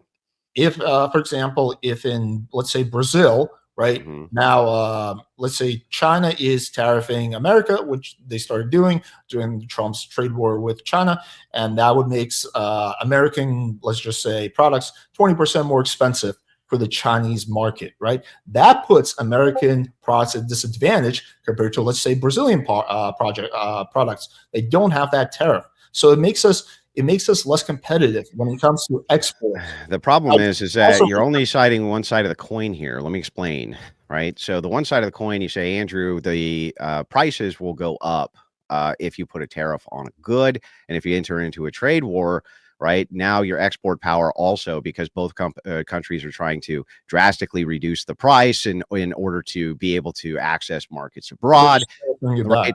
But the whole point, just so you know, of free trade to begin with was that countries were supposed to be competing over products, which then lessened the cost of the product. That was the whole point. So again, you're the architect of your own downfall. The second problem that you have here is that you don't take into consideration, Alex, how many ways can the government raise revenue? I contend that they can only raise revenue through taxation of their citizenry or taxation around things which they have dominion over, right? And that's it. That's the only way they can raise revenue. Do you know of another way that the United States can raise revenue other than that? No, but I think okay. So hang on, can I just answer a question? Yeah, but the first one has a lot of nuance. There's different ways you can raise taxes. I agree, but what I'm saying, I think that's the Jesus. Okay, bro, that's what I'm getting into. That's what I'm getting important. How you do that? That's what I'm getting into. Some ways you can do, which will hurt American workers. Alex, and just let you go through your whole spiel. Can I finish? Hey, let's go one at a time. I can't hear Alex. I can't hear either of you. So anyway, that's the only way that the United States can raise revenue. So that leaves us only a few options. You can tax the citizenry at a higher rate. You can tax corporations and the rich at a higher rate, or you can tax imports and exports at a higher rate. So now we get to a matter of incentives. So the idea here is you and I agree that if we raise a corporate tax significantly, that's going to incentivize corporations to outsource elsewhere. On the other hand, we still need revenue to come in, right? So where do we get the revenue from?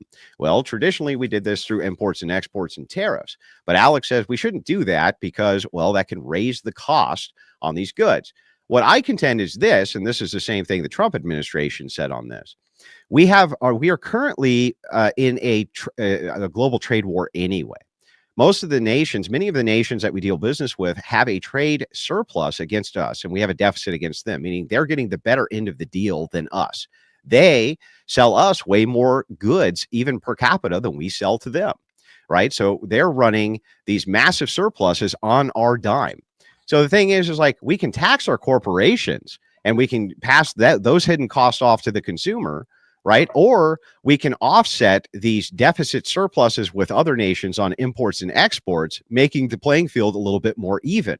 Now, either way, the United States citizen themselves is going to take the pain. Whether you tax the corporations are going to take pain, or whether or not you tax the imports and exports are going to take the pain. But the thing is like one has the goal of trying to level the playing field out with the surpluses versus deficits. The other one is just tax the rich mantra, which doesn't really do anything. Ultimately, how's that going to help us in these various kind of trade deficits and trade surpluses that we have? It won't. So this is a way to offset that. Either way, it's going to be painful. There's nothing you can do about that. Yeah. So one way we could raise more revenue without punishing the average person is by simply removing the tax incentives. So people who outsource, the companies that outsource their jobs when they move their plants offshore, is instead of paying a lower profit tax rate, they pay a higher profit tax rate. That will incentivize companies to keep their businesses. Sure, but you're talking about a negligible raising in the revenue, Alex. Like what would the projected revenue be in comparison to, let's say, the revenue of if every single nation we traded with, they held a deficit to our surplus? That would be massive revenue generation. So the thing is by the way, it does nothing still, even if you were to incentivize our corporate interests to stay here, which fine, let's just say I go for that. That doesn't do anything to address the fact that other nations are running massive surpluses against our deficits with them, massive surpluses. And so we need to address that. We need to offset that somehow so that our nation can in some way compete with their nations. And the reason they're able to do that, right, and do these massive, kind of exports is because they have the industry because of the amount that they pay out to their workers. They were able to seize control of these various industries. So that has to be addressed at some point. Like, we can't just let that go on in perpetuity. So I say we raise the revenue through the tariff system, which, by the way, is a really good idea. That's how the United States almost always did it, rather than through just going, well, we'll just fucking slap another 30% on the corporate interest. That's just insane. It's just business as usual. Wait, why at this point do we need to raise revenue? Why do we need to increase the taxes? Okay, well, for one thing, we have a massive national debt. For another thing, we've been running a deficit. Literally, the last time we had a deficit surplus, I think, was like 2000 or 2001 was the last time we even had a deficit surplus. So the thing is like, look, that's a huge problem. And Biden, Obama was like the debt king. And Trump incurred a lot of debt due to C-19. Biden incurred a lot of debt. Yeah. I'm not disputing it. Yes, he incurred debt. And Biden, but all administrations are going to incur debt and deficits until we can, in some way, raise the surplus. Taxing the rich is not going to add to the surplus. The surplus is the only way you're going to pay down the national debt, unless you start taking. I don't even know how exactly they would pay the national debt off at this point. That's almost like unattainable unless we did debt forgiveness. But you could definitely, if we were to win a few trade wars with countries like China, which I would rather win a trade war with them and cripple their economy than have to fight a real war with them. These are potential enemies for the future. And it's like, so trade war now or real war later? You pick. Well, we did a trade war under Trump's administration, and there was absolutely no benefit to the U.S. companies. Like, it was only, he had 2 years. He had 4 years. No, he had 2 years. And then under C-19, right, the entirety of the federal government, for the most part, kind of shut down. That happened basically close to like, I think he had like a year left before COVID-19 happened. Yes. And his first year of his administration, he didn't really dive into the terror. He was all of that was policy moving forward year one. Okay. We had about 2 years roughly of actual, and that didn't even start to be a trade war until, probably a year in. They weren't even calling it a trade war, and then it became one. So it's just, we really did not have a long time. The trade wars sometimes they take 10, 15 years. But the thing is like, listen, I'm going to give you an example of this. You know what a PlayStation is. I'm listening when you talk. I'm just going to get something. Yeah. You know what okay, well, I need to ask you a couple of questions. Yes, I know what a PlayStation is. And you know what an Xbox is. Yes. Are you aware that Xbox has basically always lost money year over year in their distribution and sales? The only reason that they do this, Microsoft does this, is because they didn't want PlayStation, Sony, to get access to the entirety of the market share. So they didn't give a shit if they lost money, as long as their competitor didn't gain enough money that they could start to really consolidate the market. The same exact principles applied in a trade war. The idea here is that, yes, the consumer will have to, unfortunately, pay a little bit more for some of these products, right? How much more? That's speculative, right? Is it completely wallet breaking? I don't know. Maybe on some goods, right? But ultimately, the idea here is, if you are able to rob China of their market share because our company can incur the kind of like these low-level hits to our economy, whereas theirs can't. Their entire economy is dependent on this manufacturing export idea. We can take the pain and they can't. If we win that war, right? And we would, you're talking about the world's largest, we can take the hit on this. They really can't. If you were to win that war, now this competitor goes back to the dark ages. You don't have to compete with them militarily. You don't have to compete with their government for any of these things. And it avoids real life war for the future. This is a good way for you to cripple your economic adversaries. And it's like, there's no real way around that. You know what I mean? It has to be done one way or the other. This is going to be done no matter what. And you guys can screech about tariffs all you want, right? But eventually you're going to have to curtail your economic output to your potential enemies. It's not a good idea, right? Not a good idea, Alex. Okay, I don't want to get into a whole sidetrack. If you want, we can talk about this later. Whether China is our enemy and we need to fight them. Well, they're a potential enemy. Sure, everyone's a potential enemy. No. China specifically has Taiwan and other places which have American interest that they literally want to invade and take over. Why do you think they want to invade Taiwan? What's the main reason? Because they want it to be part of China again. No, but what's the real reason? That's the real reason, is because the they want to real see the reason- glory of the former Chinese empire. That's why. That's not the real reason. The real Yes, it reason is. is because the vast majority of U.S. microchips are manufactured, microchips that are sold all across the world. I think it's 80-90% are manufactured in Taiwan. They've been wanting this since before there was a microchip that existed, Alex. And I finished my statement. If they are able to take Taiwan, then they can literally have their fucking hands on the balls of America because they control the microchips, which is why it's good that Biden passed the CHIPS Act, which now is going to bring a lot of that manufacturing back to the U.S. But I want to go back to the debate proposition. So this debate is about whether Trump is pro-worker. No, I mean, I'm not going to let you make these claims and then just go, but I want to move and shift the claim. So let's start with it. I don't care about the China part. I don't care if you don't care. Then don't expand your opinion and then say, but you can't say anything. Fuck You that. made the point. So Wait, can we talk about the debate proposition? This is the debate proposition. No, it's not. Bro, if you're saying that How's this the debate you're proposition? saying, because you're saying that Trump is not pro-worker, and then anytime we bring up the policies which are around this, so you say affect workers, and I say, okay, but wait, there's good reasoning behind these different policies that you claim affect the worker in a negative way, which is actually in the worker's interest. You go, you can't talk about that. Whether China wants microchips, nothing to do with it. It's like, yes, it does. Yes, it does have to do. Alex, stop cutting me off, bro. Can you stop cutting me off? Stop cutting me off again, Alex. Alex, I'm explaining. I'm explaining. I'm explaining. You have to stop talking though, or I can't explain. Explain. Just Andrew.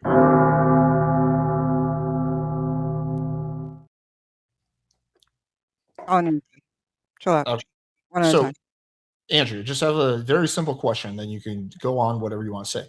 Can you explain to me how, whether China wants to invade Taiwan because of microchips or because of imperialism, how that's related to whether Trump is pro-worker? Okay. Well, first of all, if it wasn't, then why in the world did you say the real reason that they want to invade Taiwan is X if it had nothing to do with the workers, Alex? Because I was responding to what you said. Yeah, and what was my claim? My claim is that China is a potential enemy who wants to invade American assets.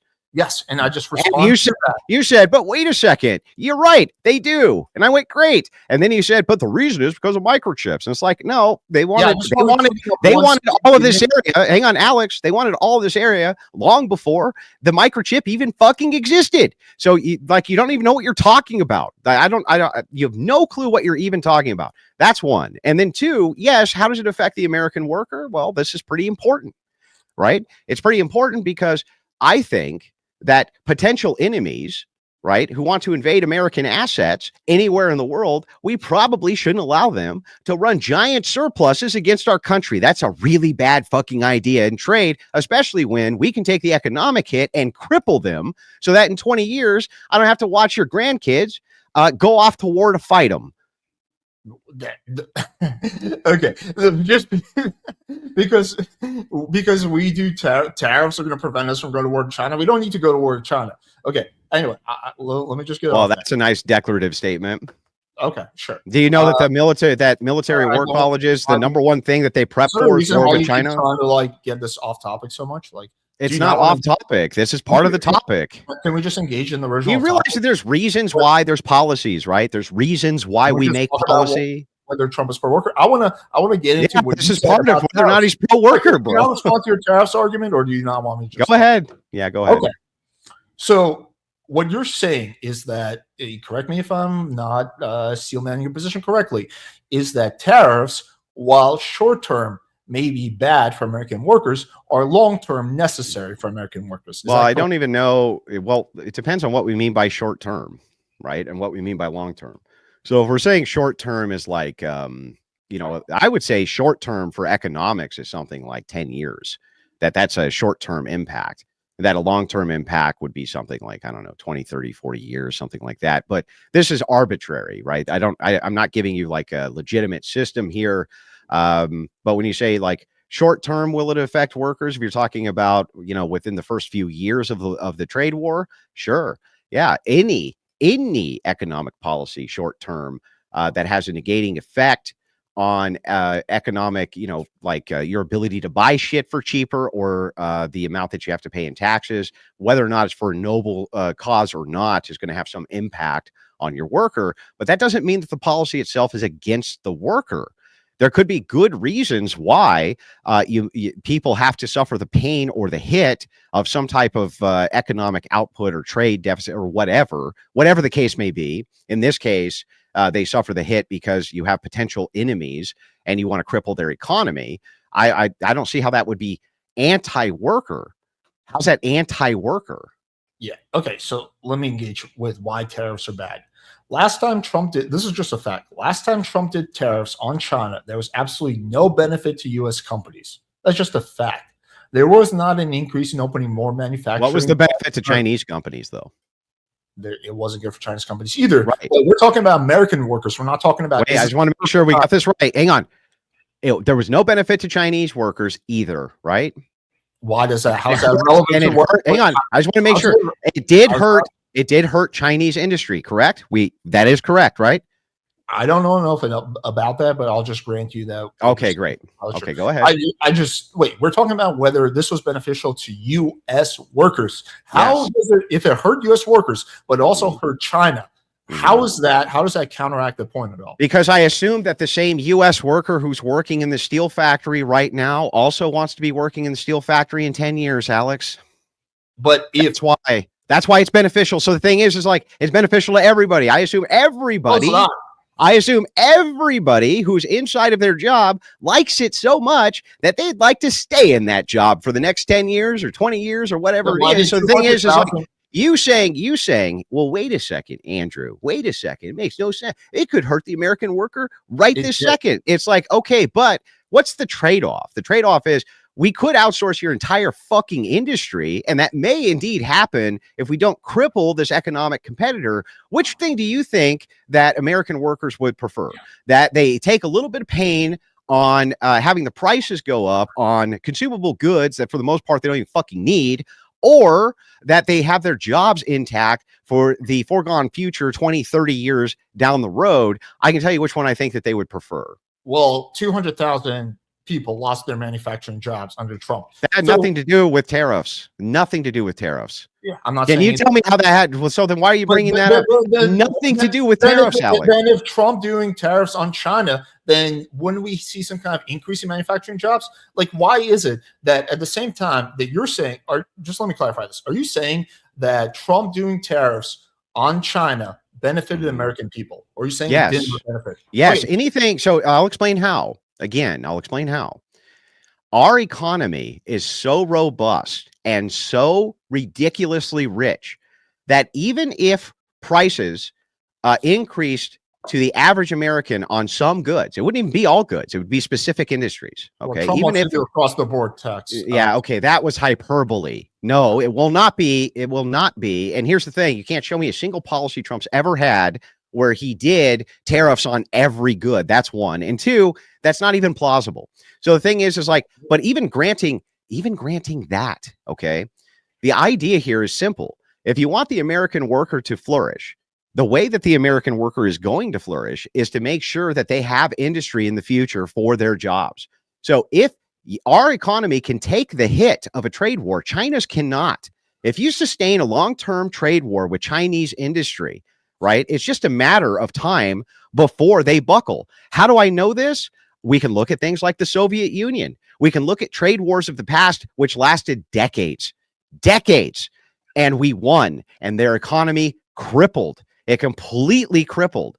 And in this way, you incentivize American manufacturing to stay, and you incentivize other nations not to fuck with our economy, because if you do, we, who are the largest access, richest market on planet Earth, are going to fuck your goods up. We're going to make sure that your goods prices are on level with American goods prices and cripple your economy. Now, this might take a while. This might take 5, 6, 7, 8 years, might take 10 years. But overall, it's good for the United States, good for my children, it's good for my children's children. I assume they're all going to be workers, Alex. Well, let me explain to you why you're wrong about that. So I can't wait to hear. Okay, well, yeah, just hopefully you can let me finish.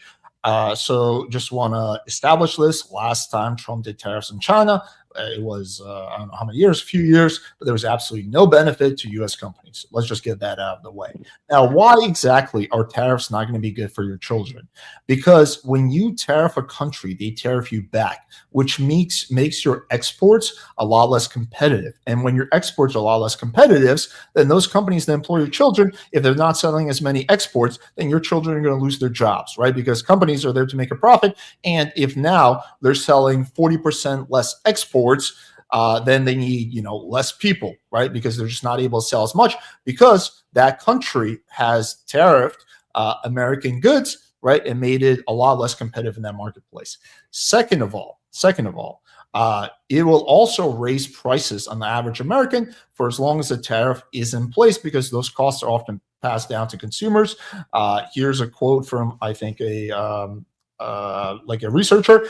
It is estimated that the type of tariffs that Trump talks about are projected to increase household expenses by approximately $2,600 annually. The problem is that when you increase taxes on the middle class, or you increase the middle, that's like if there's inflation, right, or there's something that punishes the middle class, because the rich doesn't care. The rich don't care. Have to pay 10-20% more, it's not going to affect their profitability at all. It's not going to affect their thing. So if the average American has to pay 10-20% more, they're going to spend less. They're going to buy less shit, which is also at the same time going to slow down production because there's just not that demand. That is the issue. Yeah, I know, but I just addressed the issue, so you're just looping, but I'll address it again, right, so that you understand, okay? Yes, Alex, there will be a negligible increase on goods, right? Some goods more than other goods, right? The industry-specific thing especially, okay? Wait, why is that necessary? It's necessary to protect our industry, one. It's also necessary to cripple... Dude, I didn't interrupt you once. I let you go through the whole spiel. Go ahead. Okay. So anyway, so what's going on here is this. Either A, you're going to draw revenue from our corporate interests, okay, by taxing the bejesus out of them, which you agree with me is going to incentivize them offshoring anyway. That's one of the ways that you can raise revenue. That's the way that the Biden, Harris, Obama kind of model always was. It's just like go out and tax rich people because, somehow that's going to solve problems. The trade deficits are still going to be there. It's still going to be a problem, which is intergenerational. What you're talking about is the worker right now. Is the worker right now going to have to deal with slightly higher prices due to tariffs? The answer is yes, right? But so what? The whole point of the protectionist tariff is so that those jobs stay here domestically and we can incentivize jobs to come back. The way that we do that is by crippling the economy of our economic adversaries. And when you have the largest economy, when you have the most robust one in the entirety of planet Earth, you can afford to take those hits and they can't. Every single time China takes the pain, they can afford it less than we can. So the idea here is, how do you win? You win by doing that. And yes, it takes many years, but the thing is like, ultimately, that's what's good for the worker. And unfortunately, we have to do this because due to the free trade agreements that we had all over planet Earth, we allowed other countries to steal our industry away from us. We just gave it to them. We never fought any war. We just let them take it. And that's insanity, right? And so, yeah, we have to correct this problem. It was many years in the making. It will be many years in the fixing. But how that doesn't benefit the worker, I have no idea. Your plan, all it does is say, okay, we're just going to go tax rich people and tax corporations, right? It's just business as usual. But it does not offset any of these trade deficits or surpluses, and it does nothing at all to correct for that. And it does nothing at all to help us and future generations deal with the fact that America's economic prowess will be overtaken and is projected to be overtaken by China. And we're not doing anything about that. And that's fucking insane. It's insane. Yeah, you're missing my point. Okay, let's just go one by one. Do you agree that when you tariff a country like China, they tariff you back? Yes or no? Yeah. Okay. I mean, it's not a necessary entailment, but I would agree that generally they would do that. Yes. if a country tariffs you, doesn't that mean that you're probably going to wind up exporting less products to them because your products are going to be less competitive, so therefore you're going to have less demand? No, it depends on what industry. Okay, let's So like things like food, no. Things like steel, maybe. It depends on what the industry is that we have going. So for instance, the United States is a huge exporter of food, right? And this is because the entire Pacific coast is perfect for growing food. Like California, so I think it supplies something like 70% of the entirety of all of the produce for the United States. We export tons and tons of food, right?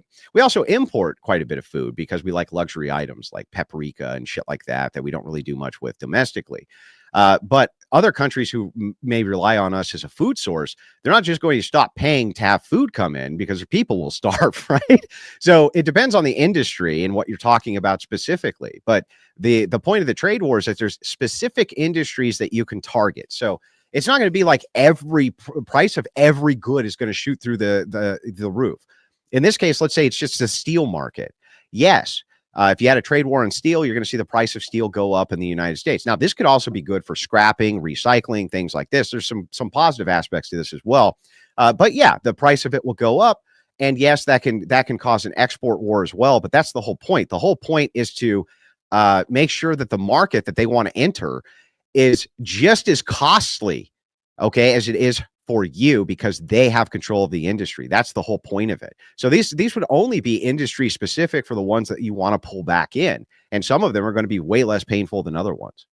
So I'll grant you, if you have an industry where America is the only one that produces this product or good, then they're going to have to buy anyway because you're the only one who does it. But the majority of things, I think other countries produce as well. So most things, there's competition for. There's Brazil producing it. There's China producing it. Yeah, sure. But that doesn't mean that the prices are like so offset. So maybe let's say Brazil produces some product that we produce and it's like a 3% distinction or a 1% or 2% distinction. It's like, it's not enough to worry about, Yes, right? but That's not gonna hurt the market. It's when you could say, okay, this steel beam right now, the United States can produce it for $200 and China can produce it for $20, right?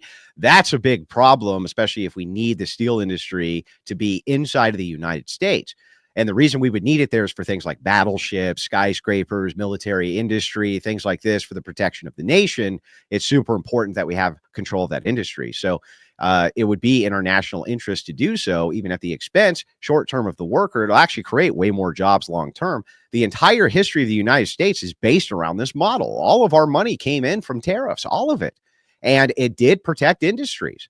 So like, I don't even know what you're arguing here. Like progressives do this all the time, that you have tariffs right this second because of this. Literally, you have tariffs right now because of this very principle. So we're talking about an industry that is competitive, where there's other people who are selling similar goods or the same goods and products, right? And let's just take China. And let's say China, because we put tariffs on them, puts a 20% tariff on this good or product, right? Yeah. Then we become less competitive, do we not? Am I wrong about anything I said? You become less competitive with other markets, you mean? You become less competitive compared to other countries that now our shit costs 20% more. Yeah. So that would be literally the entailment of a trade war. So, but the idea is like, if you entered into a trade war with China and you were like Chile, right? You're gonna get trounced. You're gonna get devastated because they don't need access to your market, right?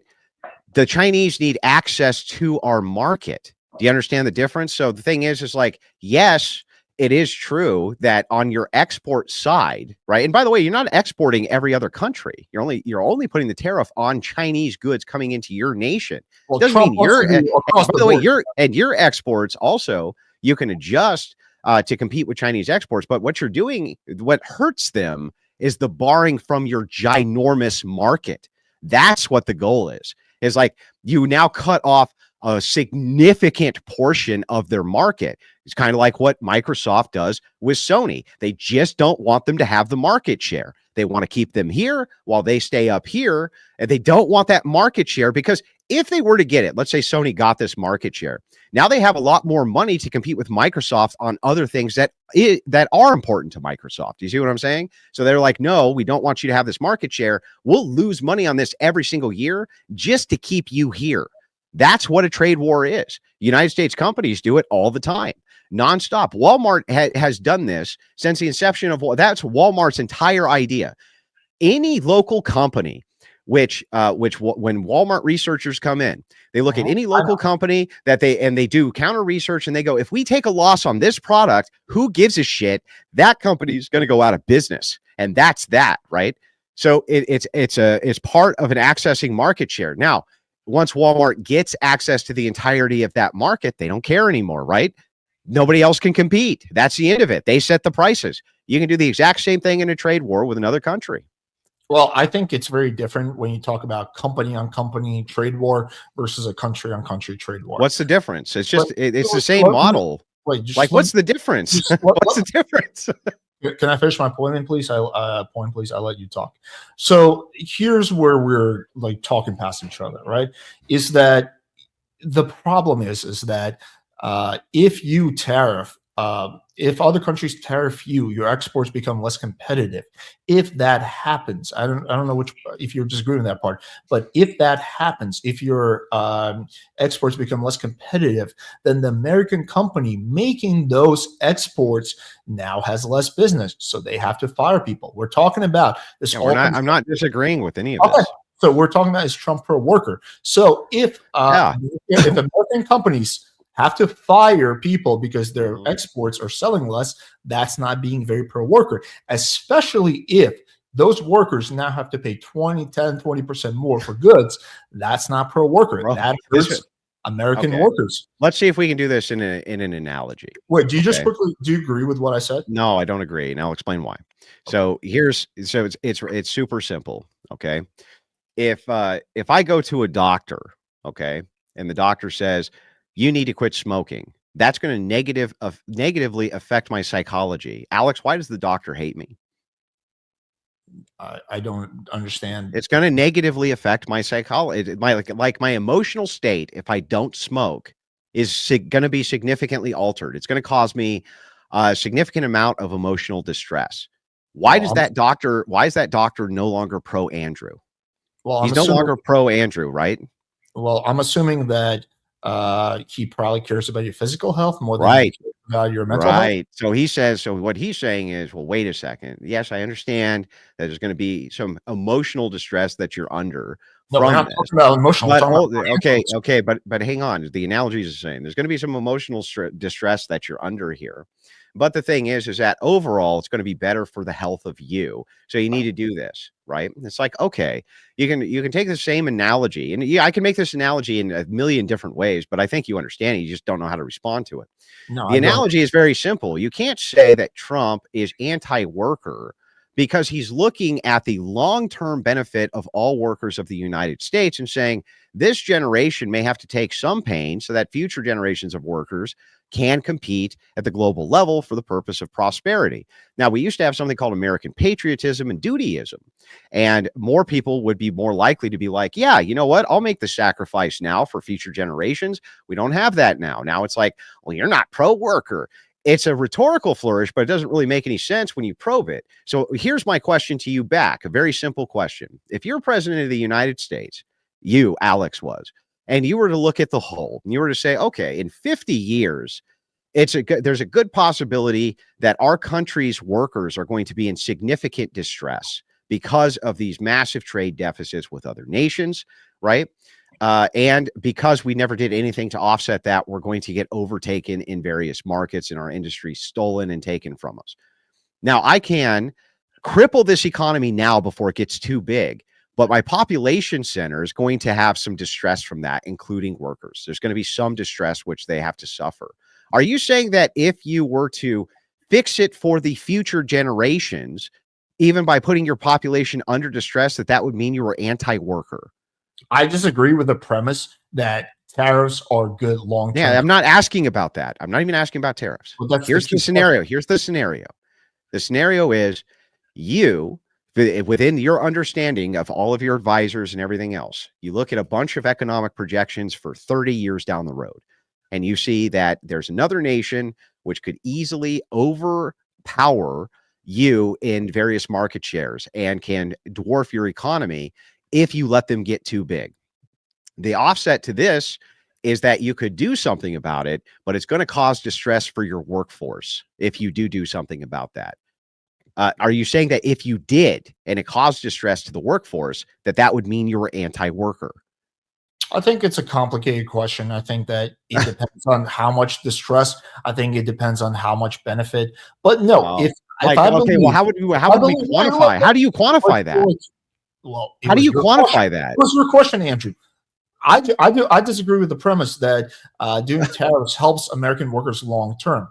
So to answer your question, like, what would I do if I was president? No. Well, I'm not asking you what you would do if you were president. I asked you about a certain situation, and I'm just looking to see if it's consistent that you would say that, hey, well, I don't. It's not a premise because it's a question. There's not a premise in a question because it's a question. A premise has to do with a formal argument, not a question. So the thing, you can't reject my question as a premise. So that aside, you're not rejecting anything because it's a question. It's a hypothetical. You can't reject. There's no premises. There's no premise one, premise two. It's not a formal argument. Arguments are based on premises. I'm asking you what's called a question. The question is just to test and see if you're consistent. So if you say, well, that would depend, it's like, fine. It would depend on how much it affected the worker versus how much gain. How do you qualify that? How do you quantify that? Other than just like subjectively what you think. Like, how do you even quantify if you're trying to secure the future of your nation because you don't want somebody else to dwarf you economically and it's going to cause your workers some pain? You say, well, it could be anti-worker. At what point does it become anti-worker? Yeah, I don't know the answer to that. This was your question. This has nothing to do with my argument. The point I'm making is that I disagree with the underlying idea, whatever you want to call it, that doing tariffs helps American workers long term. That's where we disagree. How do you know? Okay, so then why do we have tariffs right now under Biden? Again, it doesn't matter. How does that matter why we have tariffs? Because I'm testing to see the consistency. Biden to be the biggest piece of shit. I agree. But your position, Alex, your position of Alex. I disagree that tariffs help the American worker. Okay, so you're saying that the current tariffs don't help the American worker? Yeah. I don't see any evidence they help American vote. Okay, so you would get rid of the Biden tariffs then? Would you just get rid of all tariffs? I don't know, but again, that's irrelevant. You don't know? Well, what I would how is it not relevant? Listen, how do you say it's not relevant? Explain to me what I would do if I was president. How that's relevant to whether tariffs. I'm not asking you. That wasn't a question about if you were president. You said, here's what Alex said. Alex makes this statement. Listen, tariffs don't help the American worker. Well, then an entailment of that would be that current tariffs hurt the American worker, right? And past tariffs have always hurt the American worker. That would be the entailment of the position. Or maybe you want to amend that and say, listen, Andrew, what I meant to say is some tariffs hurt the American worker. The reason that you don't want to say that, though, is because I'm going to dive into that and we're going to get to the specifics. You're going to find out the only argument you're going to end up with, Alex, is the reason that we use tariffs right this second, even under Biden's administration or Obama's or any other administration, is because obviously they secure industry to help the worker, right? Like, I don't know how you get around that. Sure. Can you explain to me how the Trump and or Biden tariffs help the American workers? Just answer this question, please. Yeah, because what they do is they offset the potentiality that those industries will be absorbed by other markets and increase that market share of that nation.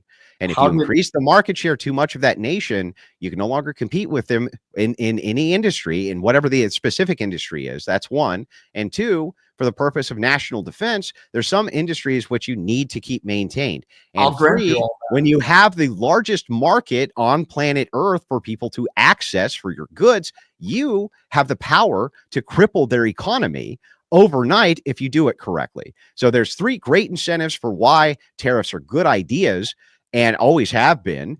including the reason that we currently have tariffs now. Now, you would have to say that all tariffs hurt the worker. I mean, you can't really believe that all tariffs are just anti-worker because they could raise the price.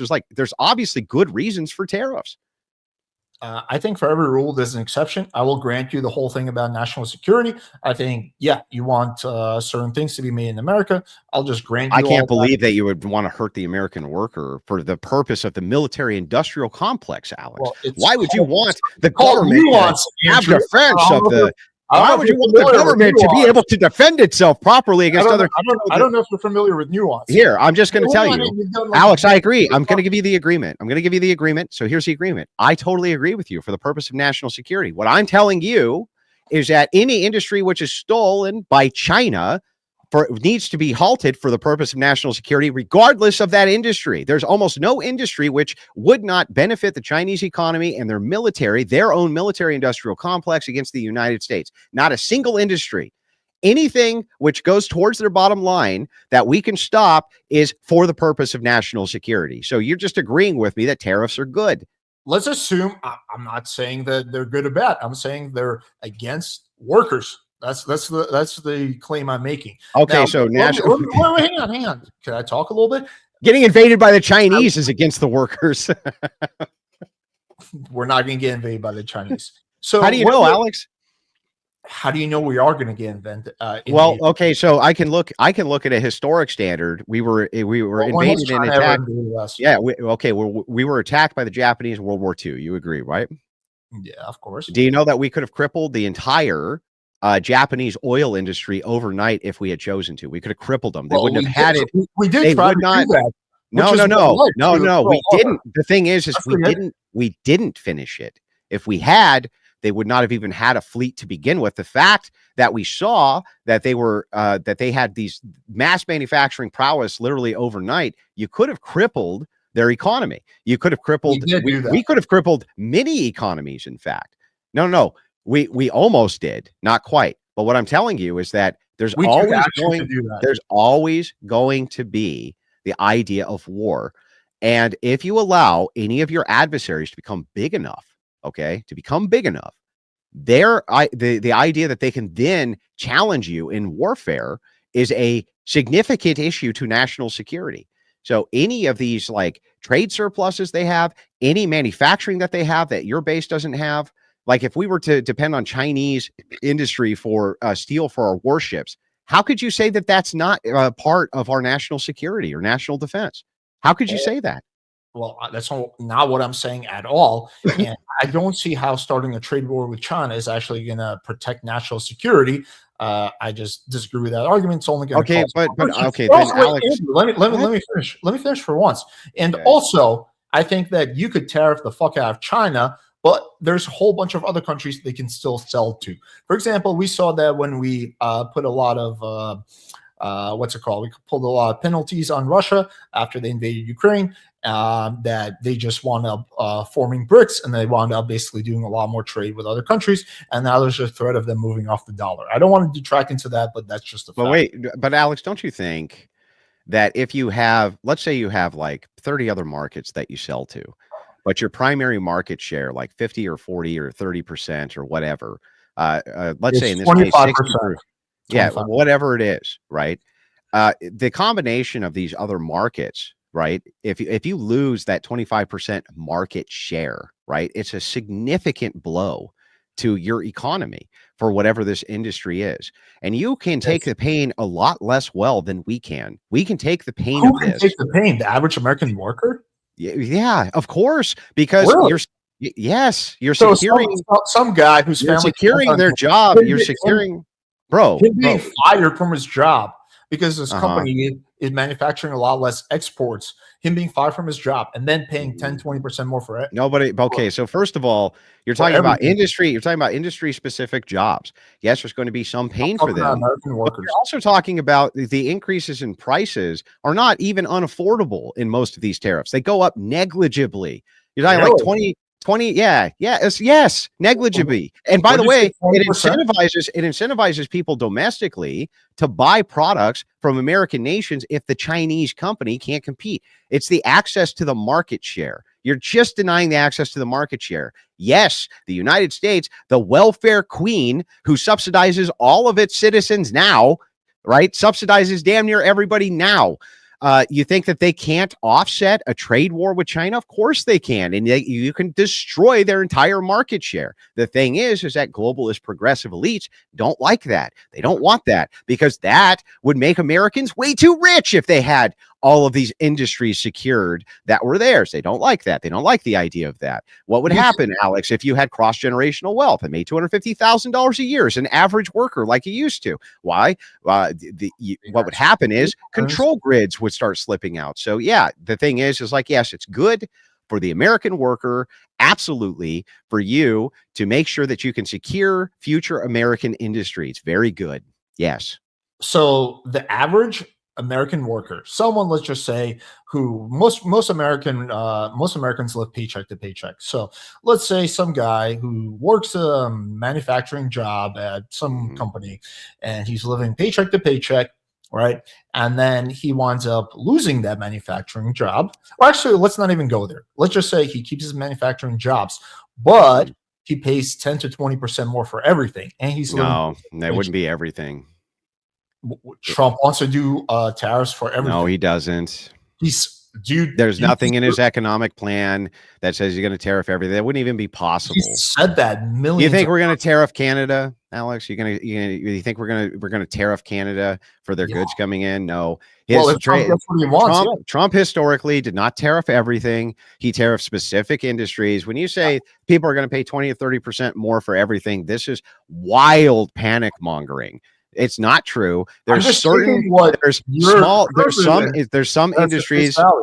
industries which get affected because you're crippling the industry of the opposition. You saying that they're going to pay 20 or 30% more for everything is insane. However, I can tell you how that can happen. You can pay if you raise the taxes across the board for every single company in order to raise revenue, right? That will raise the prices of everything by 10 or 20% across the board, let's say, because now that's a uniform, concise tax on all goods, which is hidden to the consumer. Anybody who manufactures anything is paying the same additional tax rate. So yes, they're all going to be paying a much higher percentage for everything in the economy, not via tariffs. Okay. Should we take what Trump says at face value, or just any president? Well, no, probably not. It depends on if they're being hyperbolic or not. Well, he has said repeatedly over and over again that I'm going to do all across the board tariffs. It's hyperbole, dude. When he's saying across the board. So first of all, you do realize that we have access to all of Trump's administration, his future administration, including J.D. Vance, who's talked specifically. Right? Okay. So first of all, let's just say that Trump lies about everything he's ever said. That is not making a pro case for how he's anti-worker. That's one. And two, you want to get into why? Yeah, I'm getting okay. I didn't. I just gave you I gave you an example of if Alex thinks all tariffs bad, then current tariffs would be bad. It's not. If it had nothing to do with Biden specifically, the president's name could be LaFlipadoo, right? And it would the hypothetical would have remained the same. So, but the idea here is just that when you're hyperbolic, right? And by the way, many presidents are hyperbolic about many, many different things. They engage in hyperbole. Trump is one who engages in hyperbole often, but we know what his administration wants to do going forward. They want to do hyper-specific tariffs on industries that we have trade deficits with.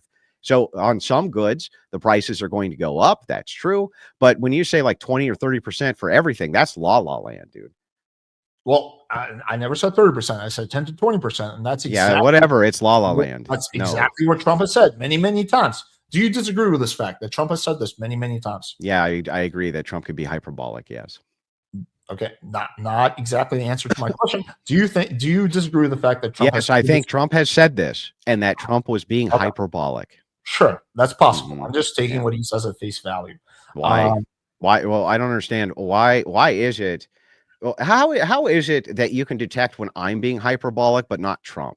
Why do I just assume like, oh, Alex knows Andrew's joking around, he's engaging in hyperbole, right? If I say like all women should just shut the fuck up, it's hyperbole, right? Like, you know that I'm not literally saying all Because women should I shut know up. you a lot better than I with Trump. You see Trump That's- way better than you see me. Yeah, way more than you see me. So the idea here is How the many same. It's like, conversations do you think I've had with Trump? you don't need to. How many times have you seen him be hyperbolic, though? That's my point. And it's Yeah. like, so what happens is, I'm if you not sure wanna- if he's hyperbolic or not. yeah, you I can just know he become, said this. I yeah, think like you can we should become a take the person's literalist on face this. It's value. fine. I don't really care. Here's the truth. The truth I think we is, should just take what the person says. yeah, okay, that's great. I don't think you should. I think that's why we have fact checks and everything else. But the idea here, nobody in the United States, which is why, by the way, the guy was elected even via popular vote. Nobody thinks that this guy is going to tariff all goods coming into the United. That wouldn't even make sense. That wouldn't even make sense. I agree, doesn't make sense, but Trump does things that don't make sense. Yeah, whatever. Dude, no, he's not going to tariff all goods. That's insanity. He's Well, I going hope to you're be correct. focusing. He's going to be focusing on the deficit nations, so that we can correct the deficit in trade with these various nations. That's it. By the way, that's traditionally what he did with his tariffs to begin with, right? And by the way, he can't just unilaterally do this. Congress has the power of the purse. Just so you know. Doesn't matter. You think that Congress is going to vote to tariff every good that comes into the United States? I think Congress will do whatever the fuck he wants. What? Okay. Well, Alex, you want to take a friendly wager just between us? I will bet you right now $1,000 that Trump does not tariff all the goods coming into the United States. I'll bet you he doesn't even tariff 30% of them. Andrew, I'm agnostic on this. I don't know if he is You're or agnostic. he's not. Yeah, absolutely. I don't know if he is or he's not. I can't tell the future. I'm just going off of what he says. But anyway, I feel like we've kind of reached a dead end on the tariffs thing. I do want to fly through some points relatively quickly that we didn't get a chance to get to. And yeah, I guess we're 2 hours and 20 minutes in, so then we can wrap up. So here are just plain facts. So in addition to, under his administration, over 200,000 manufacturing jobs being outsourced, the companies who did the outsourcing were rewarded with huge federal contracts. And here's the fact. The Trump administration awarded an average 2.5x more in contracts to firms that outsourced than those that did not during his term. Okay. Is that not anti-worker? It depends on why it was done. What could be a reason that it was done that would be per worker? That it was done for the purposes of national security. Okay. Assuming it was not done for the purpose of national security. I'm not going to assume that. I want to know. So when you say, so here's the thing. When you talk about a government awarding a contract, right? What do you think governments award contracts for? It could be anything at all related to the federal supply chain for things that we use. I mean, there's so many things. And that's all national security, right? All of that's national security. So infrastructure is national security. If the lights go out tomorrow, it's national security. If the roads go down tomorrow, yeah. I don't know if you know this or not, Alex, but if the entire Midwest, if the entire Midwest of the United States, let's say the entire power grid went down, that would be a matter of national security. Yes. But then that kind of disproves your whole point. Then why would Trump reward the companies? Why would Trump? Hang on. Why would Trump reward the companies who did the outsourcing then? Well, because like I said, there could be a good reason for this, meaning that you may not be able to replace them with anybody. So let's say you had a private industry which came in and they were able to take the market share away from X amount of other industries for, I don't know, the power grid, let's say, like PG&E. This is just an example. I'm not saying that this happened. It's just an example of how this could happen. Let's say it's like PG&E or General Electric or something like this. I don't even know if General Electric's involved in the power grid, but assuming they were, just for the sake of the hypothetical, if they had enough of a market share and they were like, well, you either award the contract to us, right, or you don't fucking have anybody else who can keep the power grid up. Alex, wouldn't you award them the contract? And by the way, if you have a company of that size, of course, you're going to outsource and have some goods come in, or have companies over to represent them having goods coming into the United States so that they can negotiate in these foreign nations. So like it stands to reason. It just depends on why. So you would have to give me the specifics of why or what the contracts were and why. Like it doesn't matter. Just saying, oh, they awarded contracts more contracts to people who outsourced, some firm that outsourced for some reason. It doesn't really tell us much. So there needs to be some reasoning there. That companies that outsource received a better benefit from the federal government. I can pull up the source. And but we don't know why that is. Does it like there needs to be a reason why? The only exception is national security, right?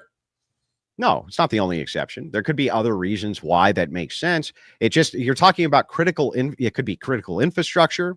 That would be national security. It could be food supply. In other words, there may not be anybody else who can domestically produce these products at scale the way the United States government needs them to. And so they get awarded a contract. They may have been the same company which has been awarded the contract for like the last 20 years in a row by every president before Trump. And they have some sort of outsourced firm for the purposes of negotiating with other nations. Like Walmart does this all the time, for instance. They're considered their own country by China, and China negotiates with them like they're their own nation. So actually, here are the top 100, some of the top 100 federal contract recipients. Boeing, General Electric, Dell, Honeywell, Merck. Yeah. So that's really funny. So let's go through Boeing. So let's talk about Boeing. China. Yeah, let's talk about Boeing first, right? Do you think that Boeing, who is the primary manufacturer of airplanes and owns private airports all over the place, this type of thing, that would be critical infrastructure? General Electric would fall under the same. So General Electric is so massive when it comes to national defense contracts. I don't even know who you would replace them with. General Electric makes the circuit boards and all sorts of different things for most of our military apparatuses. It's not complete. It's not about completely replacing them, but you could, at the very least, not reward them with extra contracts. You could, for example, give them contracts than you would to companies that didn't outsource. Okay, so let me ask you this: were these the same companies who, under Obama or under Biden, were awarded similar contracts? Did Biden award any of these guys a similar contract? It's not a comparison contrast to Biden. It's just the understanding that these companies could be necessary for national defense. In other words, they're so big that you can't avoid awarding contracts to them. It doesn't mean that you're trying to reward them. You just can't. The federal government has no production value. The government has no factories. The government has no way to produce anything. They rely on private industry. Yeah. So how is Dell and Merck, which is a pharmaceutical company, how are they not necessary to national security? Well, because Dell computers, I think, are the primary computers which are used in public school systems and public infrastructure companies. So, like, I think that government agencies use Dell computers, Dell laptops, Dell everything. Israel makes, I believe, they're the largest manufacturer of processors for Dell. And Dell is the largest distribution center of computers worldwide. I believe that's the case. So I don't think that you could actually meet the demand for cost-effective laptops and things like this unless you awarded it to that firm. It's very likely. Yeah, absolutely. There's a whole bunch of other manufacturers you could do. No, it's not that you can't award it to other manufacturers. Well, then why would you reward them with giving them more federal? You're not rewarding them. Try to listen to what I'm saying to you. Okay. If Dell, let's say Dell is the company which supplies all government agencies with laptops, there may not be other companies which are even capable within the the limits of whatever that government agency's budget is of even supplying them with the fucking equipment at the same cost. There's not even an award. You would actually be punishing the worker more by not awarding the contracts, by having now these different national security agencies having to spend more money on their various equipment. Like, what do you mean? Like, you would actually be punishing them more. What is the evidence that only Dell was able to deliver? No, what I'm saying to you, I'm not sure if they were or they weren't, but let's pull it up. Let's see. I believe that Dell is the largest distributor of laptop computers in the world. I think that they are. So let's pull that up first. And now we have an infrastructure claim. Now we're talking about an issue which could be national security. Pretty easy. Just it does matter. Yeah, it matters. Okay, just think about this, just like very simply. Do you think, in your opinion, right? Do you think that rewarding companies that outsource their jobs is more pro-worker or anti-worker than rewarding companies that don't outsource their job. Like, don't you think that when you're rewarding companies for outsourcing jobs with government contracts, then they're going to be more likely to outsource? And so, okay, so here we go. So we have Lenovo, HP, Dell. okay. So let's see on the Dell contract, right?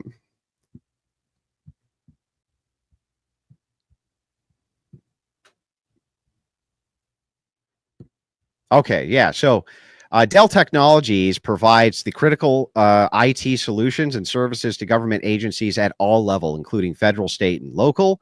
So basically all of their systems are intertwined. That's why. So their entire IT department is used at the federal, state, education, public safety. Everything is tied into Dell systems. So how would you replace that exactly, Alex? You could use one of their competitors who doesn't outsource. No. Yeah, that would require rebuilding all of that infrastructure. Retraining all of your federal departments, retraining all of your public works departments. That's a massive undertaking, Alex. Working on a Dell is not different than working on a Lenovo. No, that's not what I said. I'm not talking about the laptop itself. Listen again. Dell Technologies provides the critical IT solutions and services to the government agencies at all levels, including federal, state, and local, which means all of their interconnected systems revolve around Dell security systems. If that is the case, you're talking about a massive public works revamp. I don't know how much that would cost, but I'm guessing it would cost a hell of a lot more than just awarding them the same contract that you've probably awarded them for the last 20 years, which is why they have the critical infrastructure to begin with. Yeah, that's just you speculating. There's absolutely no evidence for any of that. I just gave you huge evidence. If you have IT, your entire IT infrastructure for the federal, state, local agencies, education agencies, public safety agencies, Dell services include. You have your data center solutions, contracts compliance, federal services, cloud client workspace, cybersecurity solutions. This would require a massive overhaul, Alex. How could it not? First of all, it doesn't say Dell is used for the infrastructure. It says it's used for IT support. Yeah, that's critical infrastructure. For public safety, public works, it's critical infrastructure, bro. Okay. I think we're standstill here. So first of all, just quickly looking this up, Lenovo is one of the most trusted laptop brands for government use, which over 900 state and local agencies and 7 federal agencies using the products. Mm-hmm. It seems that like actually the most common one is Lenovo, not even Dell. So no, it's not that it's I'm not talking about the fucking laptop. Okay, the laptop is one component. I'm talking about the infrastructure systems behind it. Yeah. So you agree with me that that different companies are going to provide different levels of IT solutions, which could be critical to infrastructure. Like they could use various programs, which all the workforce and staff are equipped to use. And that retraining all the staff may not be cost effective. It may take several years to move away from this infrastructure. Yeah. Well, it seems like the government right now is using a whole host of laptop companies like Lenovo. Dell is one of them. So you would think that they could probably just reward contracts to one. Well, no, you wouldn't think that. So it just depends on what's going on with which federal agency, which state industry. You could have prisons who are involved in this. You could have all sorts of different things. I mean, it's critical IT infrastructure. And the thing is it's also possible, right, that companies like Lenovo and others would have gotten the same exact contract. Maybe their contract just wasn't up for renewal. They were already awarded these contracts through the federal government, and their contract just wasn't up for another 7 years or something. The thing is like that easily that could be the case. Now, General Electric is even easier case to make. General Electric is critical for almost all components on weapon systems for the United States. General Electric makes almost all of that. They make the control boards. They make everything. Can you provide any evidence at all that the government just wasn't able, like they needed Dell and they could not replace them with any other company? Well, yeah, I just told you, I just gave you a huge amount of evidence that if your entire or if even let's just say one infrastructure, let's say it's one, like one critical infrastructure which uses this this IT solution, and it's an interconnected IT with a massive support and this and that, and it's an integrated system. Revamping away from that system could cost billions of dollars more than just awarding them the contract. It could cost them way more. Is there any evidence that it would have cost them way more? Well, that would listen when you're asking me. So what you're asking me right now is to give you specific proofs that hey, even though it's critical infrastructure, right? Couldn't it have been cheaper, possibly, Andrew, to have gone with this? It's like maybe, but that would be your burden to bear. I'm just pointing out to you. I'm pointing out to you something which is pretty obvious that if you're going to move away from the idea of revamping, mass infrastructure for some reason, that there could be good, legitimate reasons for that. So you're just showing, in other words, you're just showing me a chart and saying, well, Trump gave these companies who also outsource more to, it doesn't mean that he did that because he's playing favorites. It could just be as simple as, we need these component manufacturers for some reason in regards to national security. General Electric, for sure. You wouldn't dispute that with GE, right? Probably not. So assuming, well, it depends on the probably product. Not. Probably not. So assuming that the contracts that were awarded were in relation to companies whose goods or services are not due to national security, then in that case, would you agree that that's anti-worker? Maybe it would depend again. So here, let me explain why. So apparently you and I have different definitions of what national security is. I think of the United States as a system, as an enclosed system. All infrastructure is dependent on all other infrastructure, right? There's some infrastructure that if it went down, it would be less painful than others, right? Like if the trains went down, that would be a catastrophe. If truck logistics went down, that would be a catastrophe. There could be like localized infrastructure. Even you yourself have dealt with this. Have they ever been doing road work on a critical piece of infrastructure just in your locality in Miami where you had to take a scenic route and it was a fucking pain in the ass, right? Like it sucked, right? I had to, there's definitely construction. I don't know if it was on critical infrastructure or it's critical infrastructure, right? I mean, it is, because if you're talking about taking thousands of people and delaying them for up to 20 or 30 minutes, right? That could cause critical problems. Let me explain. It can cause critical problems with ambulance response. It can cause critical response for police response. Critical problems for police response. It can cause critical problems with restoration of basic services like power and water. It causes delays in these things, which potentially can lead to death. That's why when you have infrastructure like that on byways and main stretches, they try to keep those detours within a few minutes. Right? They always try to make that's not why Miami, my friend. Yeah, well, it depends on where you're at, but they try to, and the reason they try to is because that is critical infrastructure. Yeah, not in Miami, but okay. Point taken. We've been going on for 2.5 hours. I just want to get through 2 more points. I'm pretty happy with where we're at. The last point. I think these ones are a bit quicker. Do you have like 10, 15 more minutes, Andrew? Yeah. Okay. So just remember, so I've been humoring you a lot, right? By just answering every question you ask. But I want this to be reversed after you ask this series, and it's my turn to ask you some, yeah? Yeah, sure. Are they going to be relevant? I want you to actually answer them though, Alex. I don't want you to pivot. Go ahead. Are they going to be relevant to the topic? Yeah, but the problem with you is that you don't understand that everything that I've talked to you about when it comes to being pro-worker has been relevant to the topics. But anyway, go ahead. I don't know how whether China is going to be invading Taiwan because of chips or because of imperial designs. You think that would be good for the American worker? Nah, it doesn't matter. Anyway, let's I think it matters, right? But okay. Let's get back into this. Okay. So how would you account for the fact that Trump took over $1 million during his 2016 campaign from the predatory payday loan industry? And when he took office, there were investigations into several payday loan companies, which were literally charging up to 950% plus other deceptive business practices. And Trump just literally axed all of those investigations. How did Trump axe them? He put his who would it be?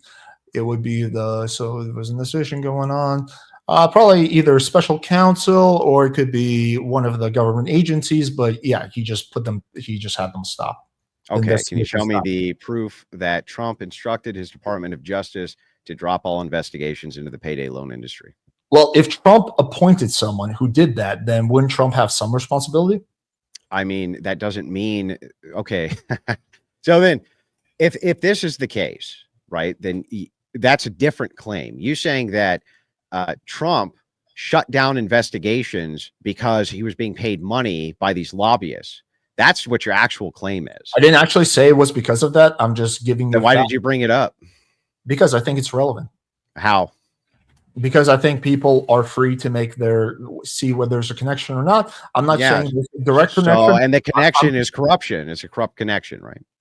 That's what you're trying to say. Whether it's corrupt or not is irrelevant. I'm just giving you a fact. I'm not making any kind of claim about that. But it's connected how? It's connected because what you're actually trying to say here, and let's see, just don't lie about this, right? What you're trying to say here is the payday loan industry, the lobbying arm of the payday loan industry gave Trump a bunch of money for his campaign, and then when he got into office, he shut down the investigations. That's what you're trying to say, right? That's what I said. Yep. Okay, great. Can you show me where Trump instructed his Department of Justice to shut down these investigations? Well, I don't know if he instructed someone directly, but I do know that the people he appointed shut down those investigations. So if the people he appointed are the kind of people that are going to shut down those investigations, that would be anti-worker. Yeah, that doesn't mean that it has anything to do with Trump or Trump being anti or pro-worker. Have to do with some guy in his administration potentially could be anti or pro-worker. So I would just like the evidence. I would just like responsibility for who he appoints? I think it's unreasonable to think that Trump is going to know every single thing which is going on with his Department of Justice. That's why you have oversight, and you have oversight committees, and you have other people who are looking at it until it requires the attention of the president himself. But I would like to see when Trump himself directed his Department of Justice to drop these investigations.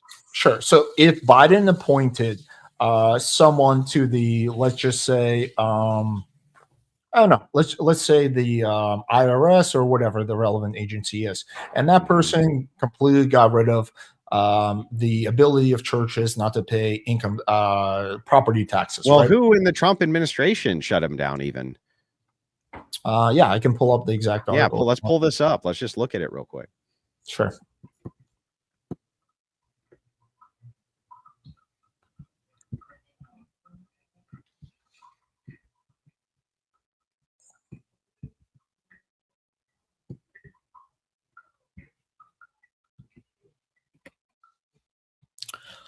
Okay, let me share my screen.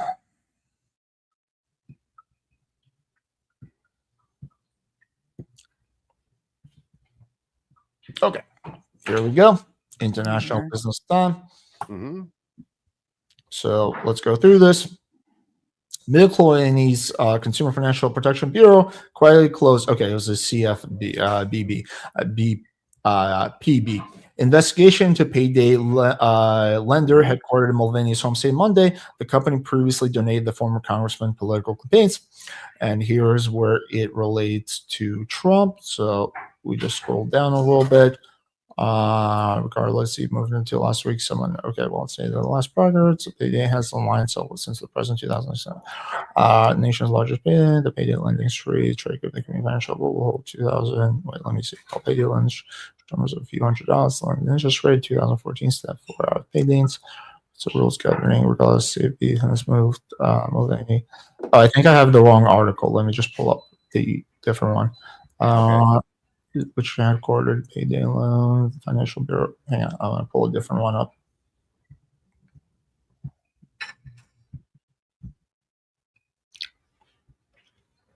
Where's our schedule to go in place like this?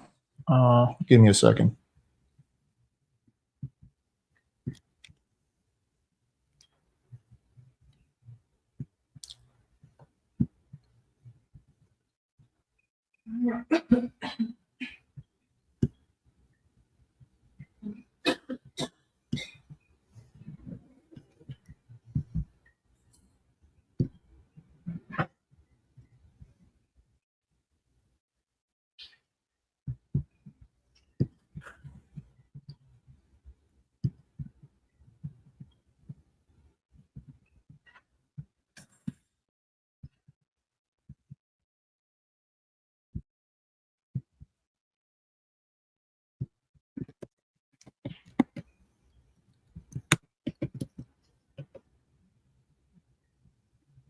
Did you push it through yet, Alex? Give me like 1 minute. Okay.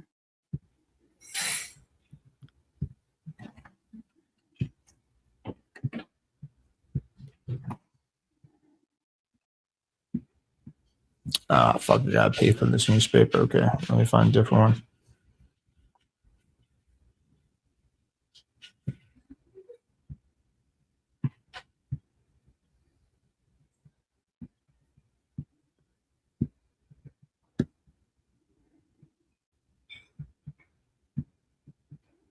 Mm-hmm. So it looks like a whistleblower inside the CFPB. So this was an Obama era rule, which was rolled back, Alex, from the Consumer Financial Protection Bureau. Now, I don't know. I don't know very much about it. Neither do you. But a whistleblower inside the CFPB charged in August of 2019, his bosses had ordered staff economists to rig a study that they downplayed harm to consumers who repeatedly take out payday loans. However, the study itself is not claiming that. He's just saying that it was rigged to claim that. So let me just be ultimate charitable here as I can possibly be. I think that payday loans themselves are hyper predatory. Do I know if Trump himself was in some way involved, or just his White House or his administration rolling back this particular rule for interest caps? Right. I have no clue. I would say that that's a bad policy. I would not support such a policy, but I wouldn't say it's good evidence that he's anti-worker. You could make the argument the other direction, for instance, though I myself would actually disagree with this, that that allowing workers to have access to short-term payday loans that have a 2-week back where they're being charged $25, even though it's 500%, could still be better than getting kicked out of your house having that option. Now, I think all loans like this are hyper predatory, and that these agencies or these places should be completely shut down, whether it's by Biden, Trump, or whoever. I would applaud them for doing that. So could you say that this is a regulation which hurt the worker? Maybe, you know what I mean? Maybe, but I don't think that it's good evidence that Trump is anti-worker, even if I grant the entire thing. Even if I knew that Trump knew about it, I wouldn't say that it's anti-worker, or that his overarching policies are anti-worker. Well, this would be, I appreciate you being charitable. This would be this would just be one piece of evidence amongst many, right? Yeah. If this alone is true, that wouldn't make Trump anti-worker, but there was like 7 other things that are true, then that would be just one. If there were 7 other things or 8 other things I agreed with you were true, but you haven't demonstrated any of those things. So, but on this, listen, I'll just grant it, right? Okay. All predatory lending agencies should be shut down. They should be tried for treason. Well, I'm kidding. Okay, that's too much. I'm joking, kind of. I think that predatory lending is one of the worst practices in the United States, and that it should be shut down tomorrow. And that Biden should shut it down before he leaves office. He should just shut it down on his way out, and Trump should leave it dead. It's a horrible practice. It's horrific what they do to people. To get them inside of these loan loops. I've had to take one out myself when I was much younger. I took out a payday loan. It took me like 6 months to finally get out of that loop. It was a real big pain in the ass. I've seen firsthand that it's hyper predatory, and I've looked at the data on how predatory it is.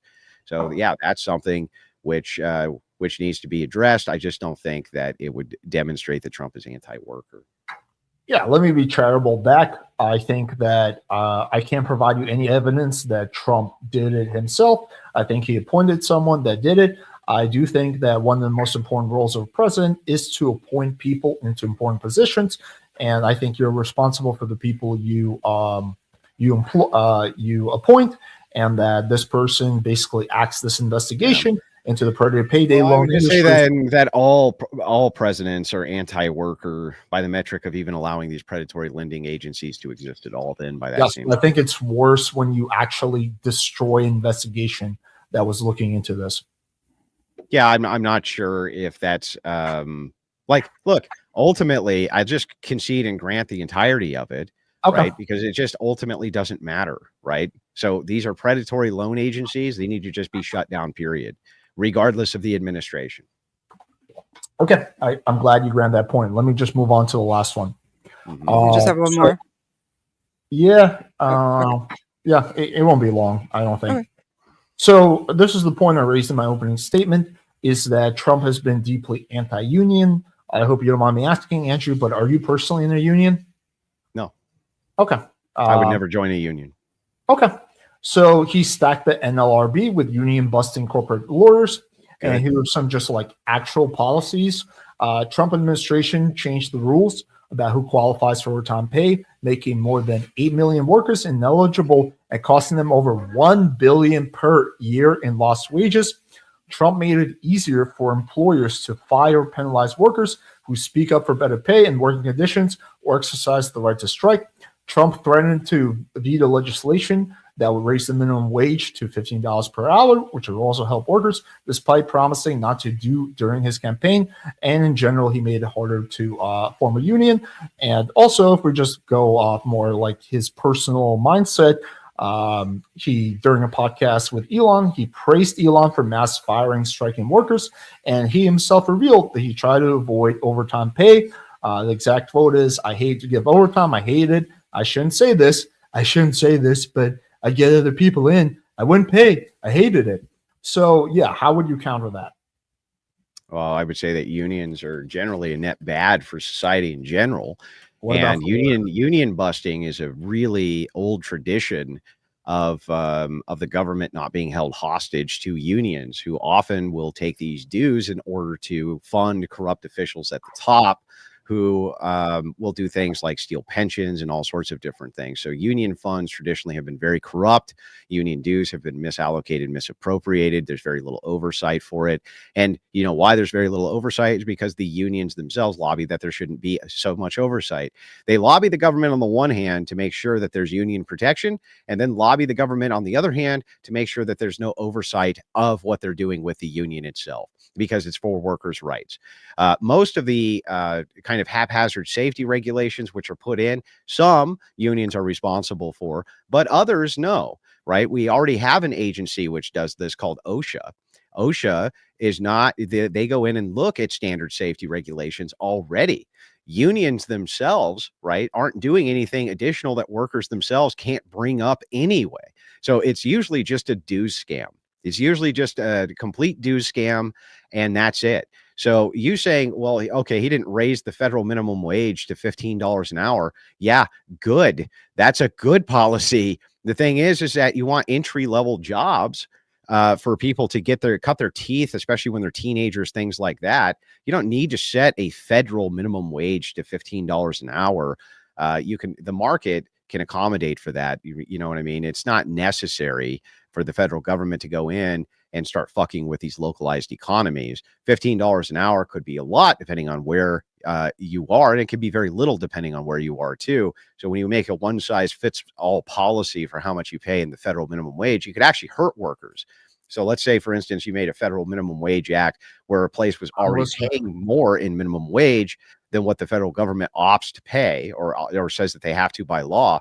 They could actually reduce what they're paying their workers based on the fact that now you have the federal mandate for minimum wage and just come into compliance with it. So no, I'm not a big fan of unionization anyway. And then you have another problem too, which is that unions can usurp the authority of the person who is actually in charge of the business. It's almost a hostile takeover, and this has been done many times as well. So no, I'm not a big fan of unions. Union busting is fine. It's private industry. It's really not your fucking business, right? What private industry is doing with its workers, not your concern. Okay. True or false? Workers in unions make more money than workers who are not in unions. Well, wait a second. It is true, but there's a problem with this, which is that oftentimes union workers will be working in their union job for 20 years, right, at a set wage, and then the union will vote to increase wages to that which the guy who's been working there for 20 years has, right, which creates fundamental unfairness in the workforce. Now, the other thing is that unions at scale, compared to the market economy where there's no unions, they don't do very well. They get their asses kicked. Localized plumbers can kick the holy hell out of a local union hall, for instance, and they do all the time. Localized industry can compete, and literally, so what unions do is they say, oh, wait a second, we want rules for everyone in this industry that says you can't take a union job, or you can't come and work on a union dock, or you can't compete with a union dock. And what it does is it takes the industry and monopolizes it. So there's all sorts of problems with unions. I'm not denying that there's some problems with unions, but okay. So, but you do agree with the fact that while you believe it causes what's it called, unfairness, you do believe that union jobs pay more than non-union jobs, all things being equal. Well, I don't know if that's the case now. It definitely used to be the case, but no, I don't think, if all things being equal, I'm not sure if that's the case now. That union jobs, it may be in specific trades that's the case, but I don't think across the board that's true. I don't think that just because you're in a union that you're going to get paid more across the board. No. Okay. When did America have the strongest middle class? The strongest middle class? Yeah. Well, so class tiers, I would say, let me think, and it's in the entirety of its history, or just like the 20th century? 20th century. Okay. So in the 20th century, I'd say probably the strongest middle class was in the 50s. Okay. 50s, 60s, 70s, I would say. And during those times, there was very strong unions. Was there not? Yeah. Okay. So I don't see how unions, if we take that into account, hurt the middle class. It seems like the time where the middle class was the strongest is unions unions bankrupted the entire auto industry of Detroit. That was unionization which did that, because they were demanding these massive wages from the private entities which owned these automotive industries. So what happened in places like Michigan is plants like Delphi completely shut down. They shut down because they couldn't pay these ridiculous wages anymore, or the pensions.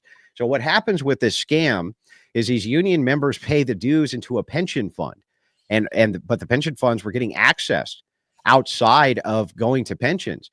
And so they were banking on having enough young people come in for the industry to stay, X amount of strong, to continue to pay these people's pensions after they worked at the union for 20 years. And it became unfeasible. They couldn't pay out these massive pensions anymore. They couldn't do it. So it actually shut these industries down. And a lot of them sourced out to other nations because they didn't want to pay these massive payments to workers. So no, unions have a big downside as well. It's not all upside. I'm not saying it is all upside. In the beginning, you have some unionization of workers in the 50s. Yeah, I would say that there's a strong middle class, but I would argue that that's because post World War II, we had a lot of things which were going on for us, including a baby boom, a good economy. We had just conquered the entire world. Like, there was a lot of reasons why we had a middle class, is not because of unions. Okay, so you think unions are completely irrelevant to America having the strongest middle class in the 50s and 60s?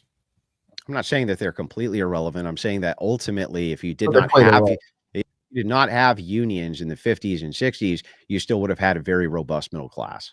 Sure, but they played a role. They helped a bit, at least, right? In some cases, yes. In some cases, they cause more problems. Okay. Like unions, it depends on which. It's like, there's some unions. Unions used to be very anti-immigrant labor. Okay. They used to be very anti-immigrant labor, specifically because they were trying to protect their workers from from immigrants coming in and taking those jobs at a lower wage.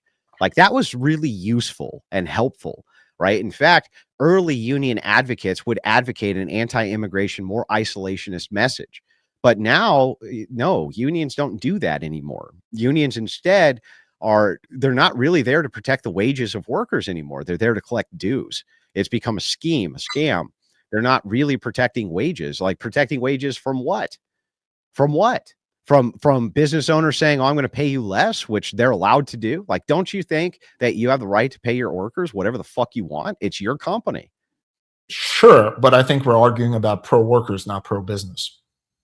Yeah, but I mean, that is pro worker. It's pro worker if a worker can start a business, right? Like, that is pro worker. Well, then he's no longer a worker. Like, you are a worker. You think because you own your business, you're not a worker anymore? Yeah, I think you're still a worker. So do you think everyone's a worker? like I think Yeah, well, I mean, no. I'm not saying that everybody. I'm not saying everyone's a worker, but I am saying that many people own businesses. Like if you own a small plumbing business and you have 3 employees, that doesn't mean that your ass isn't getting under sinks every day. Like you're still a worker. You just happen to be a worker who also employs people, and so it's like the idea here is that if you're in that situation, there's some states which passed all sorts of crazy ass union laws. Like if you had more than 10 employees, they could unionize and essentially seize your business from you. Like this is not good policy at all. And no, I'm not thrilled with unionization by any metric. And you saying, well, there also happen to be a lot of unions with they had a completely different idea of how to do things. Like for instance, Alex, do you think that it was good in the 50s that unions were anti-immigrant labor? I have mixed thoughts on that, but generally I would say probably yes. What about anti-female labor? No. Okay, right. So wait a second. So the stated union goals then, right? Or maybe a key component that may have made these unions work, which would correlate with, at the robust middle class, you're against those policies to begin with. So the thing is like unions can also have a discriminatory effect in what they advocate for. You got to be really careful with this idea of unionization just being a blanket good and union busting being bad. Yeah. So I wouldn't say, I don't think that it's anti-worker to bust up unions. No, I'm saying that I think in general, busting up unions is anti-worker. And let me just get into a specific, and then we can move on to your questions.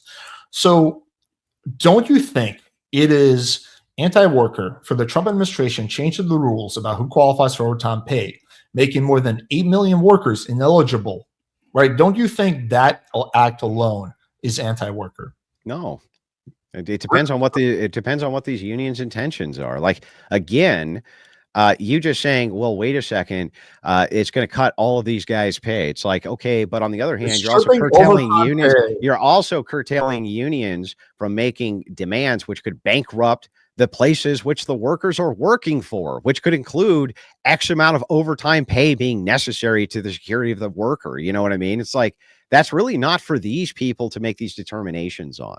Well, the premise of a union is that you have collective bargaining, because if you're just a person by yourself, you have collective bargaining anyway. You don't need a union for that. You have collective bargaining no matter what. Because you go to every single worker that you have and say, do this or else. Yeah, except they will fire you for that most likely. Oh, why can't they fire you in a union? Because the union says you're not allowed to fire us. Because we can hold you hostage against the policies that we want. We're not socialist, Alex. You don't get to collectively bargain against your employer because there's enough of you. It provides a more equal playing field. No, it doesn't provide a more equal playing field. They're seizing the means of production. It's pure socialism. What they're doing is saying, we collectively as workers can tell you, the employer, how it is that you need to run your business and in which way it's going to be run. He can just get new employees, or he can. No, he can't. You can't just fire them. That's what unions do. They set in policies that you can't just fire employees based on the fact that you want to replace your workforce because they're striking. That's what union busting is. Union busting is the idea that you can fire your entire workforce, thus busting up the union, or fire the bad actors in the union that you no longer like to bring other ones in. That's what union busting is, a collectivization of the workers so that they can tell the employer how they have to run X thing. Well, you're saying, no, it's not about how you have to run X thing. It's about, yes, it is. Here's the income, and here's the working conditions that we would like. Okay, I don't want to do wait, what? No. Okay. If you let's say you're in a plant, okay, that had like 30 workers on a production line putting screws in a pack or something stupid like this, okay, and it was unionized, okay, and they said, well, we're all going to go on strike, and the plant owner's like, okay, you're all fucking fired, right? The union's job is to stop that from happening. The union's job is so that you cannot be fired while you're collectively bargaining for whatever it is that you want. And so what they do is they petition the government to make sure that there's rights for unions where you can't bust them up. You can't be like, and by the way, that ringleader over there, I don't like him, the guy who started all this collective bargaining, so he's fired, right? That's what they do. Yeah, so Interesting you say that, because under Trump's NLRB, he made it easier for employers to fire or penalize workers who speak up for better pay and working conditions or exercise the right to strike. Yeah. So he's busting up unions. Yeah. But you're saying that you can't bust up Yes, unions. Alex, I think that you, a business owner, have the right to fire whoever the fuck you want whenever you want to, because it's yours. Yes. That's what I think, Alex. Yeah, I think the problem is that when we saw, before any unions, before we saw any government regulation in terms of this, we saw in the late 1880s and even in the very early 1900s, what we saw is basically people working in complete dog shit conditions. We saw them working 70 hours a week in very dangerous conditions. We saw kids working. Alex, this is a fallacious argument from modernity. So you're making a fallacious argument from modernity. You're saying, okay, the standard at the time did not have the same technology. It didn't have power. It didn't have many of the even abilities to protect workers. Unions. Yeah, it didn't change. It was changing already before unions, Alex. Workers could still collectively do things if they wanted to against an employer. What's stopping workers from all quitting their job in the same day? What? It's just not practical. Oh, right. So the thing is, as soon as you start going to other workers, we have government oversight already called OSHA and other agencies which go in and look at the safety issues of various employers and things like this, including safety officers, which sometimes if a company's X size, they have to have a safety officer on board. There's all sorts of government regulations for it now. Now you say unions came in and they made all of that possible. That's a great union talking point. But the truth is technology that made all of that possible, not unions. Unions, all that they've ever tried to do is collectivize workers because they're basically, by the way, the original unions were run by communists, Alex, and socialists. They were run by communists and socialists. Those are the guys like Haas now are the ones saying we need more unions. I don't really care who originally ran the unions, whether they were socialists, whether they were fucking devil worshippers. It doesn't matter.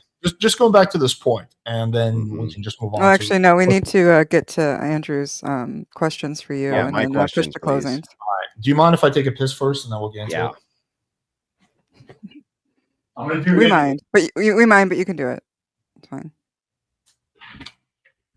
Totally fine.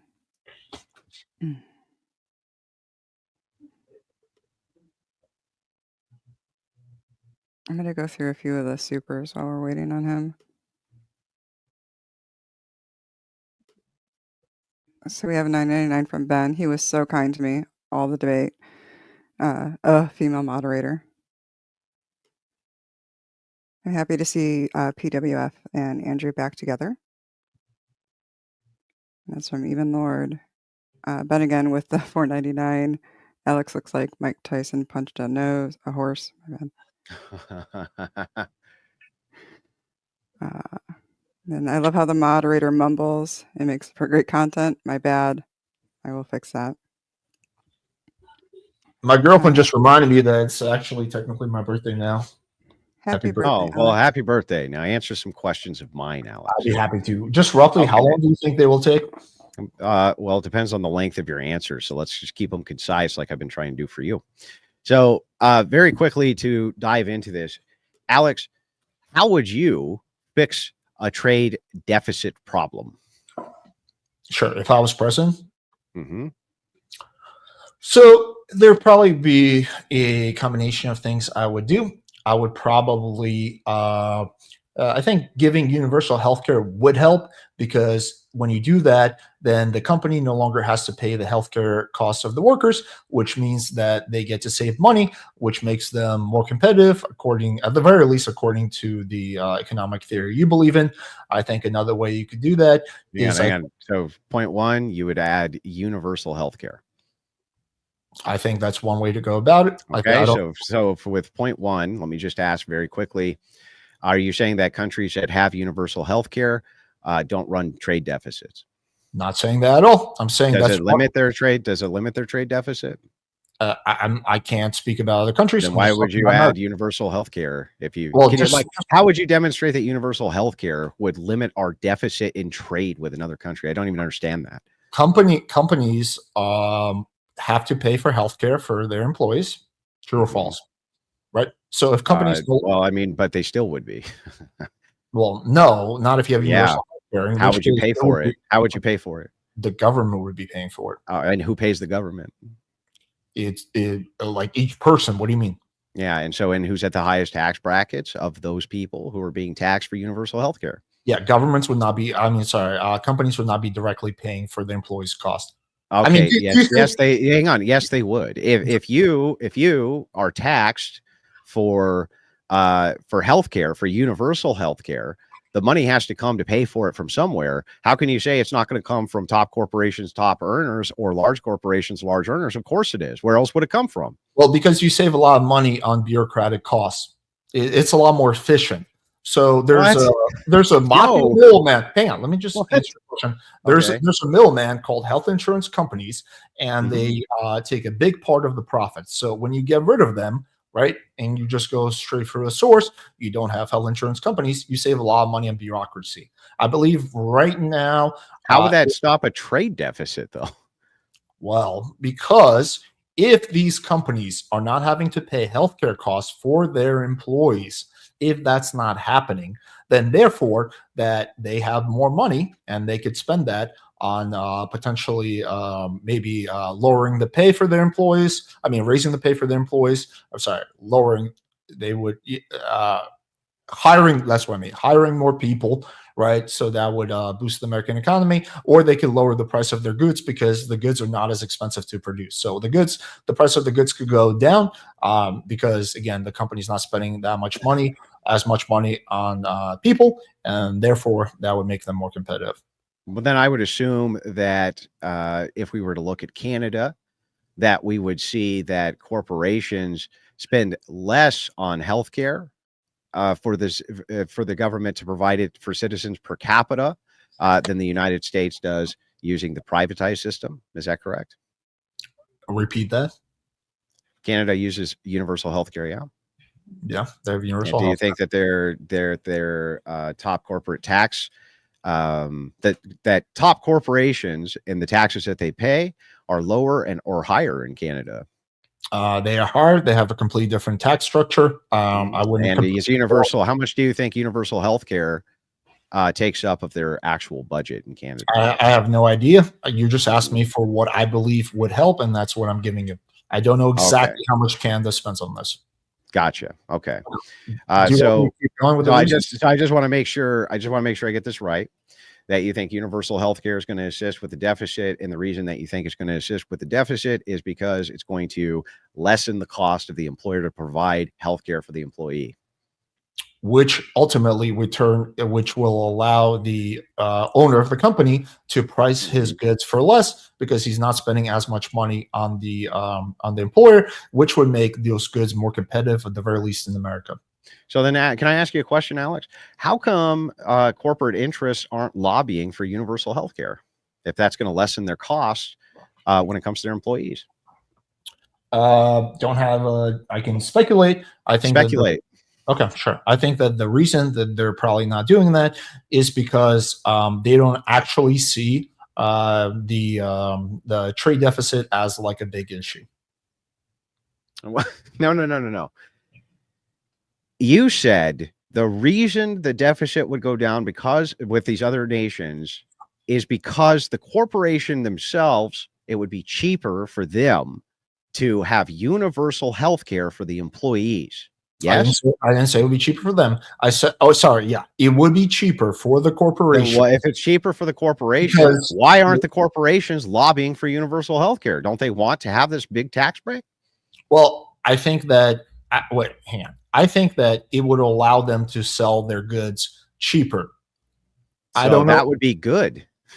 So why wouldn't they? So why aren't they lobbying for universal health care, Alex? Well, I don't know why corporations are not lobbying for it. Again, I just don't have an answer. If you were, well, I don't understand. If you were a corporation, you had tons of bean counters there, and their entire job all day long was to save the company money, right?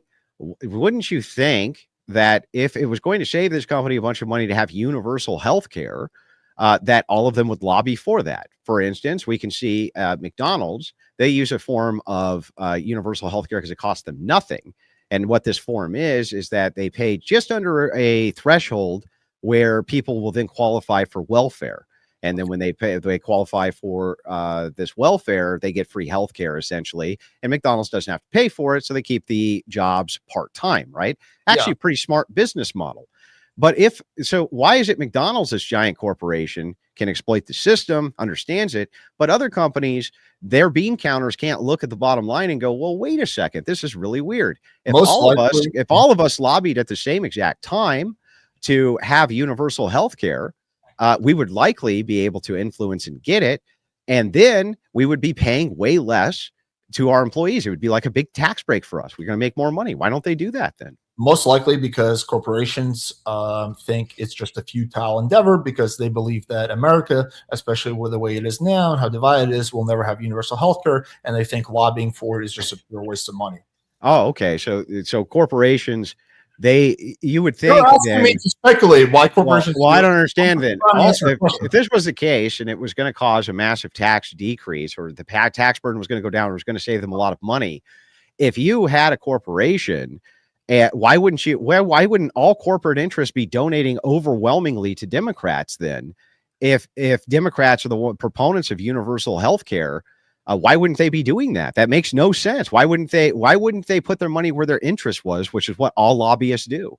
Maybe there's other things that they feel could help them more. Maybe they just think it's completely useless. Well, wait, if those other things would help them can I answer your question? But if those other things would help them more, Alex, right? Then that would mean that other things other than universal health care would help, by your logic, with the deficit more than this. I never said that this was the primary way that to solve the problem. I just named this. You asked me a question. I was just going to list you 3 or 4 things. That was just one of the reasons. So okay, now let's go to the second one. Okay, sure. So the second way that I might work on the trade deficit is probably you could do rebates for certain American products. So, for example, you could have, like, let's say, cars manufactured in the U.S. The federal government could offer like a $4,000 rebate, right? So that would make the product much more competitive, at the very least in the U.S. Okay, I'm sorry. I just want to make sure I get this clear. Steelman, the position. The government is going to offer rebates on products? Yeah, on certain products, the government could offer $3,000, $4,000, $5,000 rebate on a certain product. Let's say cars, and then if you do that, then it makes the cars, at the very least in America, much more competitive. Makes sense. Where does the money for the rebate come from? The same place, the money comes from for the massive tax cut that Trump did, which blew up the deficit. Yeah. Okay. So I'm asking you, where does the money come from? Just answer my question, please. The money for the rebate. Where does the money for the rebate that the federal government issues you come from? You could get some of that money, for example, by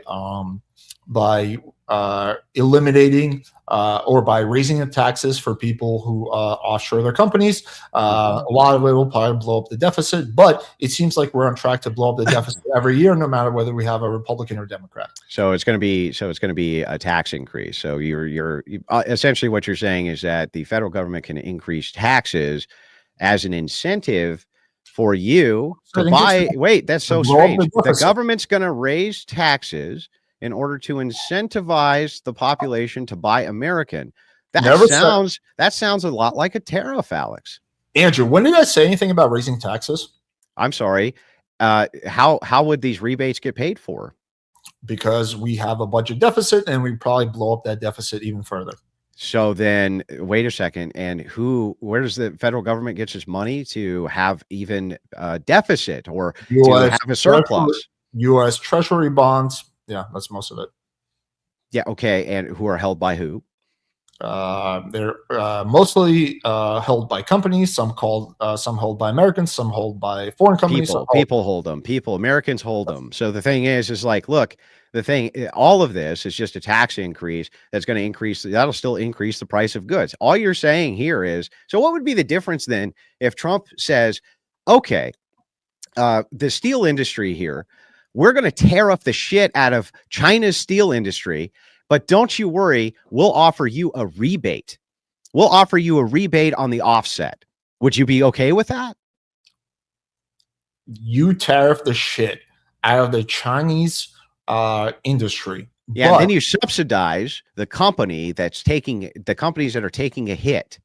You subsidize those companies taking the hit, right, from the tariff. Would you have any issue with that? I think that's a lot better of a solution, but the main concern for me at that point becomes that, well, because then you're going to have like the American steel be less competitive. How would it be less competitive? It's the same solution that you're offering. I'm not talking about anything about trash. I'm trying to answer a question. It becomes less competitive because China puts tariff on it, and therefore, in China, that American steel becomes less competitive compared to fucking Chinese steel, Russian steel, whatever the fuck it is. But I don't understand. The policy is exactly the same. If you offer a rebate to an American who buys an American product, you're incentivizing them to buy the product because they get a rebate. I understand there's no tariff, but it's the same system. It would be the same system of offsetting whatever the income pain, whatever the pain was. Why couldn't you just offer a corporation the same rebate? So I think offsetting it makes it better, but I still have a problem with the tariff for the reason that I mentioned. What? Did you not hear me? Just the export aspect of it? The export aspect of it, yeah. Okay, so what you're saying is subsidies. So, okay, what's your third reason? Okay, sure. I mean, like how many of these do you want to get into? Well, you said you had 3 or 4. Okay, sure. I'm just thinking of these on the fly. The third way that I think that you could deal with a trade deficit is, I think, incentivize American companies to really develop certain goods. I think the high-tech sector is an important one. Microchips, for example, which is I'm a big favor of the CHIPS Act, because when you make it really easy for American companies to open up chips plant, you give them a massive tax incentive for doing that, right? Subsidies.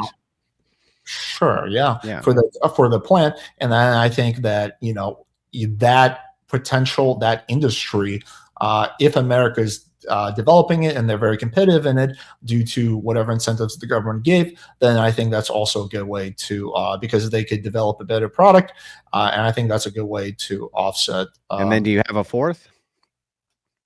Let's just go with these 3 for now. I'm sure. Okay, so this is your plan. Alex's plan, or what your plan would be in order to offset deficits with other nations, would be to have our government subsidize our industries in order to keep the incentive for these businesses to stay here. That's your plan. It's all subsidization, meaning you want the government to pay corporate interests to stay here. Yet, at the same time, you seem to be upset with Trump's tax cuts, which were massive subsidies to corporate interests to stay here. How do you reconcile that, Alex? Well, you're asking me about how I would solve if I was you're critical of Trump.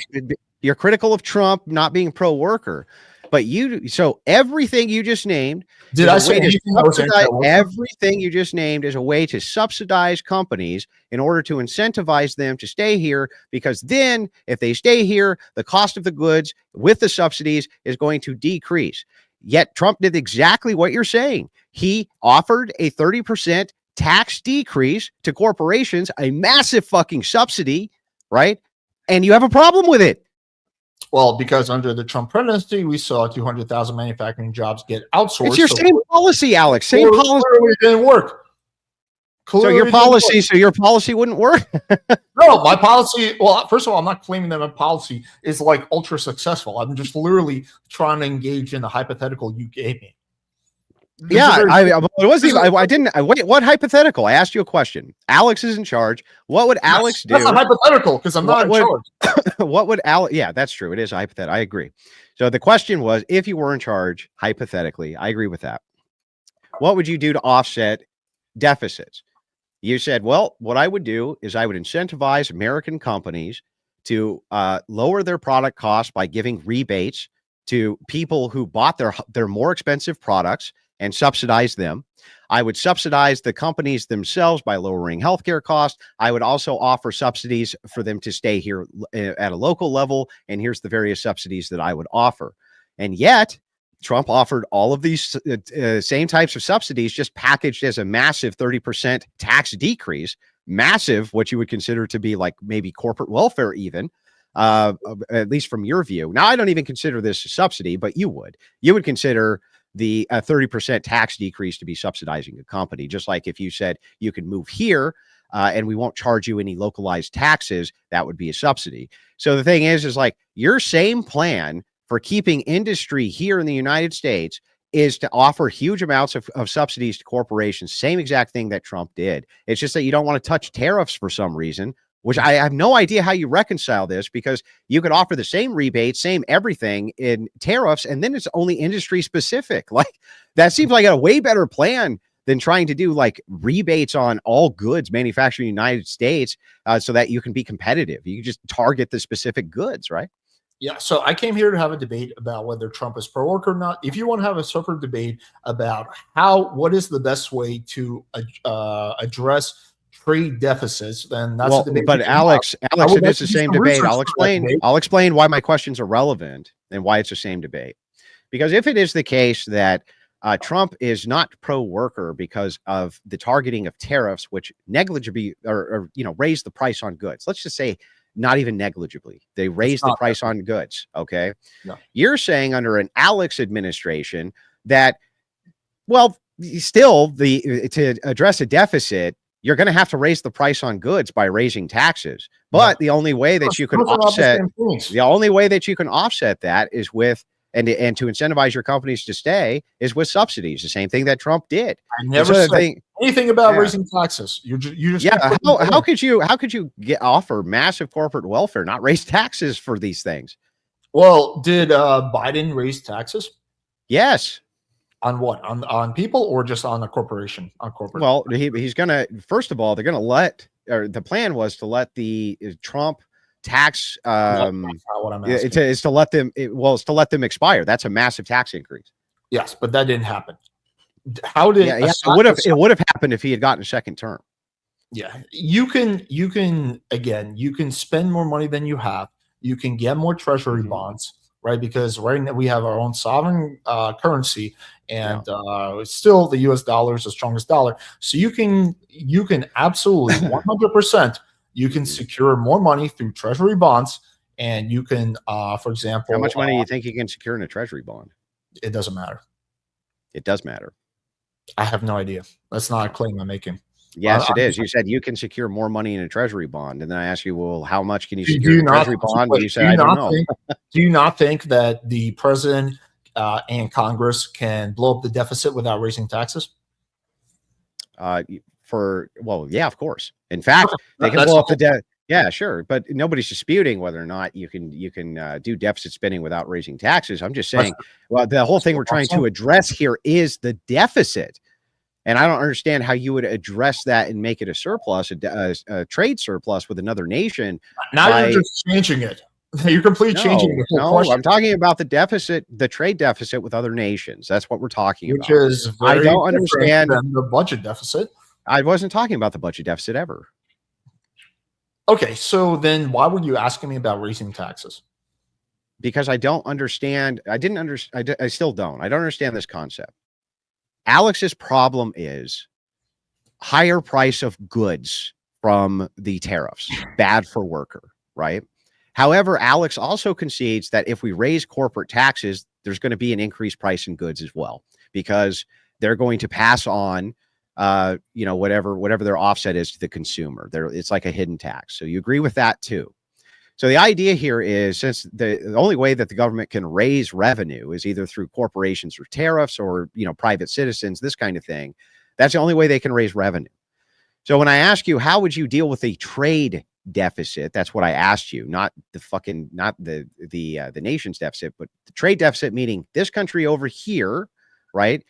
They get way more for us than we do from them. So they have a surplus, right? And we have a deficit with them. That's the point, right? So I'm talking about I'm talking about those, okay? I'm talking about the deficit with other nations. This is a fun fact. Under Trump, we saw the largest trade deficit. But yeah, go ahead. Yeah, the deficit increased. Yes, that is the case, but it was already increasing. So the thing is like, and it's going to continue to increase. So ultimately, what I'm saying to you is how do you address that? How do you address a trade deficit with a country where they have the surplus and you don't, absent a tariff? How? Well, so you need to make American goods more competitive with foreign goods, right? How? So one of the ways, like I said, one of the ways you would do that is you would provide a rebate on some of those goods. That would make them more competitive. So, for subsidy. example, sure, a subsidy, yeah, a subsidy, rebate, whatever you want to call it. So, for example, if China is able to manufacture cars for $15,000, right, and then America is able to manufacture cars for $18,000, right, without tariff, if you give a tax rebate or whatever tax subsidy on American cars for $4,000, now at least domestically, American cars become a better deal. That's one of the ways. Okay, so to get this right, what you would do as an incentive is to levy the playing field is you would offer a rebate to offset the goods which are imported. So, okay, wait a second. Yeah. But that's what a tariff does, Alex. It creates a tax. It creates a tax right there, which offsets that. That's the whole point of it. Now that would increase the amount of money which is spent by the average person on that good. That's true. But so offering people a rebate on goods also will increase ultimately the amount of money that people have to spend on these goods, because the government doesn't have free money it can give you. It has to tax it and spend it. You just acknowledge the fact that the government can absolutely spend more money without raising taxes. Yes, but ultimately, listen, when you borrow, what do you think happens when you borrow a lot of money? Do you think that the money's value goes up? Does the money's value go up or the money's value go down? If there's more money, it works differently because we print our own money and we have So if we print, if we print a lot of money in a year and printed less money the year before, does the value of the money increase or decrease? Well, that's another issue you run into, which is inflation. Yeah. So what you're talking about here, you're just saying, well, just print more money, right? And who cares? That's not what I'm saying. Once again, not what I'm saying. I would appreciate. Okay. Well, then how would you pay for these rebates? There's multiple ways you can do it. I think one of the ways is you could just cut spending. You could spend less. Cut spending where? Okay, sure. Cut spending where? On subsidies? You could cut spending on what's it called, on the Pentagon, which fails every single audit ever. You could cut spending on, for example, you could cut spending on just like donating, giving money to other countries. You could cut spending on, that's a subsidy. You could cut spending. Yes, certain subsidies are bad. I'm not denying. You could cut subsidies on oil companies. You could cut subsidies on big agricultural companies. Like, I think for some things you should probably remove the subsidies. But if you cut subsidies, if you cut a subsidy on an oil company, you're going to increase the price of oil too. That doesn't sound very pro-worker. So the thing is, like everything that you're talking about here, right? You're just saying, we'll rob Peter to pay Paul. So you're saying none of this, the government has no money to give anybody that it doesn't first take from people. It can't. It can't. It has nothing. It has no money. Do you take from like average workers, or do you take from like the ultra rich? Right. That's the question. Like, for example, here's one. You could do inheritance tax, right? Like right now, inheritance tax is dog shit, right? You could do a bit more of inheritance tax. That would be raising taxes, Alex. Like I said, not on workers. Yeah, but you didn't say on workers. You said we could do this without raising taxes. Like, I'm talking about workers. Unless you either dive into subsidies, right, or you raise taxes, then here's what happens. The rebate that you're offering still has to be paid for. If it has to be paid for, you're going to have to print money for it. If you print money for it, it's going to be inflation. Inflation's going to hurt the worker. So the thing is that all your rebates are going to hurt the worker. Now, you say the tariff, though, hurts the worker because it raises the price. And it's like you're doing the same thing. All you're doing here is you're still causing the worker pain in order to address the deficit that we have with other nations and their surplus with us when it comes to trade. All of your solutions will still hurt the worker. So the very criticism that you have, this hurts the worker, Andrew, to have a tariff. All solutions Alex has also will hurt the worker to address this. There's no way around addressing this problem without hurting the worker. I'd like to hear one. Sure. So when you raise spending, right? There's two options you have. You could just print more money, or you could raise more revenue in other ways. So Yeah, if taxes. Yeah, so taxes or okay, inflation. I'm not. Yeah, sure, but those are Yeah. the options. I'm not saying raise taxes on the average worker, but I'm saying that if, for example, if you raise the inheritance tax, right? If you do That's that, going to hurt the worker. is the average person who's inheriting inheritance, are they a worker? Yeah, so the average person who's getting an inheritance, if you put in, let's just say you put in something like $1 million inheritance tax, all you're doing is incentivizing the cross-generational wealth to be destroyed. And yes, I do think that people like me work really hard so I can leave my kids behind something. And I'm a fucking worker, and it hurts me a lot. Yeah, I think there should be an exception. If you attack their inheritance. Yeah, I think there should be an exception for someone like you, like maybe over $10 million, something extreme. Yeah, but then you limit the amount of revenue that you can raise versus the rebate. So this is the problem, right? It's like anything. And by the way, that's a tax increase. Again, it's a tax increase. So all you're saying is we're going to increase the inheritance tax. So every solution that you have is to increase taxes. Increasing taxes necessarily affects the worker, no matter what. Like you're in a catch-22 here. And so the very problem you have with Trump is I think a worker is somebody who trades their labor for money. Yeah, someone like who's middle class, maybe upper middle class, right? No, they can be very rich too. Okay, well, we're defining worker differently. I don't think we are. Like, you would agree that many people, when they near retirement age, maybe they're 60, 62, they don't retire for another 5 years. Maybe they stay in the same company that they're in. They could have easily a multi-million-dollar nest egg. The United States, for instance, I believe 10% of the population are millionaires this way. I think it's right around there, like 8, 9, 10% are actually millionaires of the population because of their nest egg. They're very much workers, Alex. Like the UPS guys, if you follow the trajectory of just being a UPS worker, you start at 21. By the time you're 59, 55, 56, if you've paid a lot into the system, you're likely gonna as you reach retirement, be a multimillionaire. You think the average UPS worker is a multimillionaire when they retire? No, that's not what I said. I said that the United States has a lot of millionaires, like 10%. What I'm saying to you is that if you work, so you have Social Security, right? Less than 1% of, and if your house is generally paid off by the time you're retired or close to being paid off, that's a huge asset, right? Which, by the way, when you hand that down, they tax the bejesus out of it. You usually have Roth IRAs. Sometimes you have pensions, things like this. I'm not saying most of them are millionaires. I'm just saying that a lot of people, as they reach retirement age, are pretty well off. Some of them are multimillionaires just going through that pathway. So the idea here is like, when you say to me, well, wait a second, how does this hurt the worker? Yeah, it hurts the worker. Like when you're working your whole life and you're paying into your 401k, Roth IRAs, things like that, you've done everything responsibly. Guys like you then come in and you're like, well, we gotta tax the bejesus out of that for this thing that we want to fund. Never said you want to tax the bejesus. Like this is not. Yeah, but I mean, but the thing is that if you offer rebates to correct these deficits, right?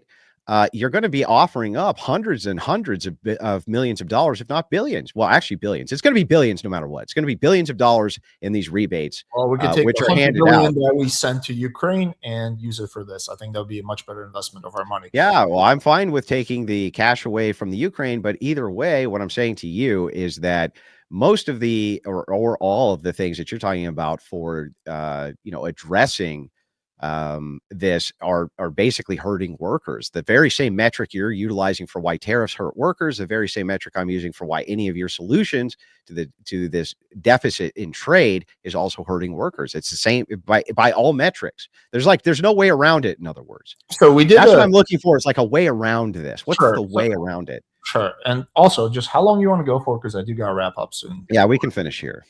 Okay, kind of circling a little bit. Do you guys want to move to closing? Yeah, we can just do that. That's fine. All right. Okay, go ahead, Alex. I mean, I was going to answer it, but yeah, okay. That's fine. All right. We can't hear you, Andrew.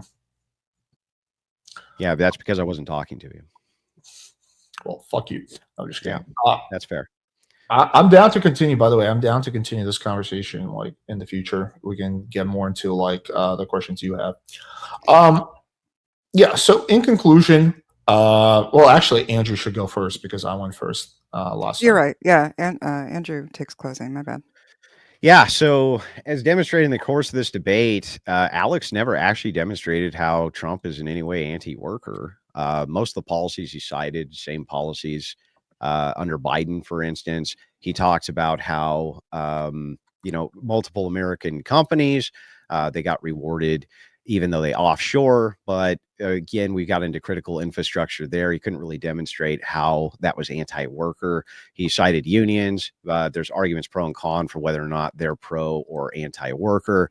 And you're talking about any of the pro-worker stuff. He cites tariffs as being one of the kind of robust economic systems that he thinks hurts workers real bad.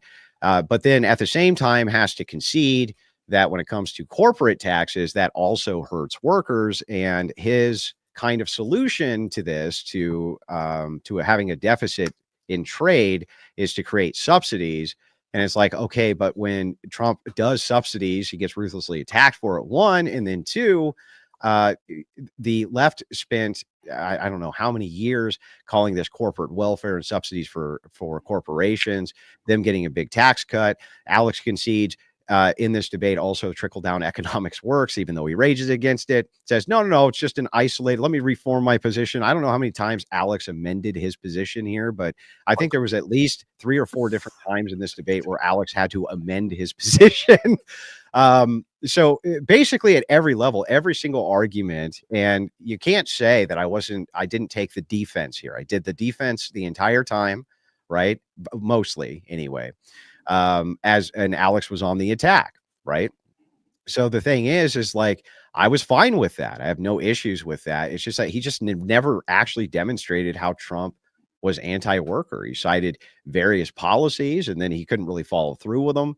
I couldn't really show us exactly how they affected the worker negatively, or that the counter policy to that wouldn't have been just as negative towards the worker. So, like all in all, I think when it comes to an economic debate, especially, these you can get really lost in the sauce in them, right? So the main thing that happened in this debate, and this is kind of a hard pill to swallow, is that I know what I'm talking about and Alex really doesn't, which puts him at a huge disadvantage, which is fair, right? But ultimately, he never actually demonstrated how Trump was anti-worker. Now, before people say, "Well, wait a second, Andrew, wasn't it on you to demonstrate that Trump is pro-worker?" Well, actually, both of us coming into this debate by Alex's request both took a positive position. Both of us trying to demonstrate that Trump is either anti or pro-worker, and I made various pro-worker arguments for why Trump was pro-worker. The main of which being that he's trying to secure a future, a legacy future, by making sure that our future enemies go bankrupt now so that future workers don't have to deal with this crisis before they can take up this economic share. So that was kind of the crux of my argument. And Alex didn't really disagree. When it came to critical infrastructure, he had to kind of agree that critical infrastructure needs to be maintained, and that when it came to workers and their wages, that basically no matter what, they're going to have to take a bit of a hit on this in order to correct this for the purpose of national security. So I think ultimately Alex just kind of agreed that Trump is pro-worker kind of in every single instance of argument. We went through his entire list, and ultimately he just kind of agreed with me on each point. So I was happy to do the debate, though. You know what I mean? And there's no no ill will there, and I appreciate doing it, and I appreciate you coming out, Alex.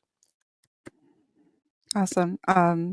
I'll toss it over to Alex. After that, I will go over supers. You guys are welcome to stay for the open panel after show, but I won't hold you hostage.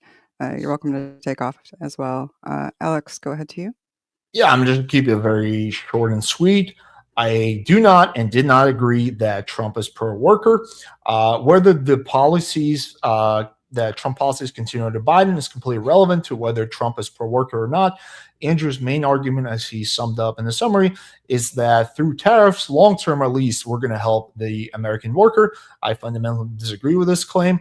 I do not believe that at all, for the reasons that, number one, is that when you tariff, other countries tariff you back, which makes your exports less competitive. Number two, also, is that it causes American prices to go up, and that's going to basically hurt the American worker, especially people who are living paycheck to paycheck. And if they can't buy as much stuff, then that hurts the economy in itself. So I think the cons of tariffs definitely outweigh the benefits.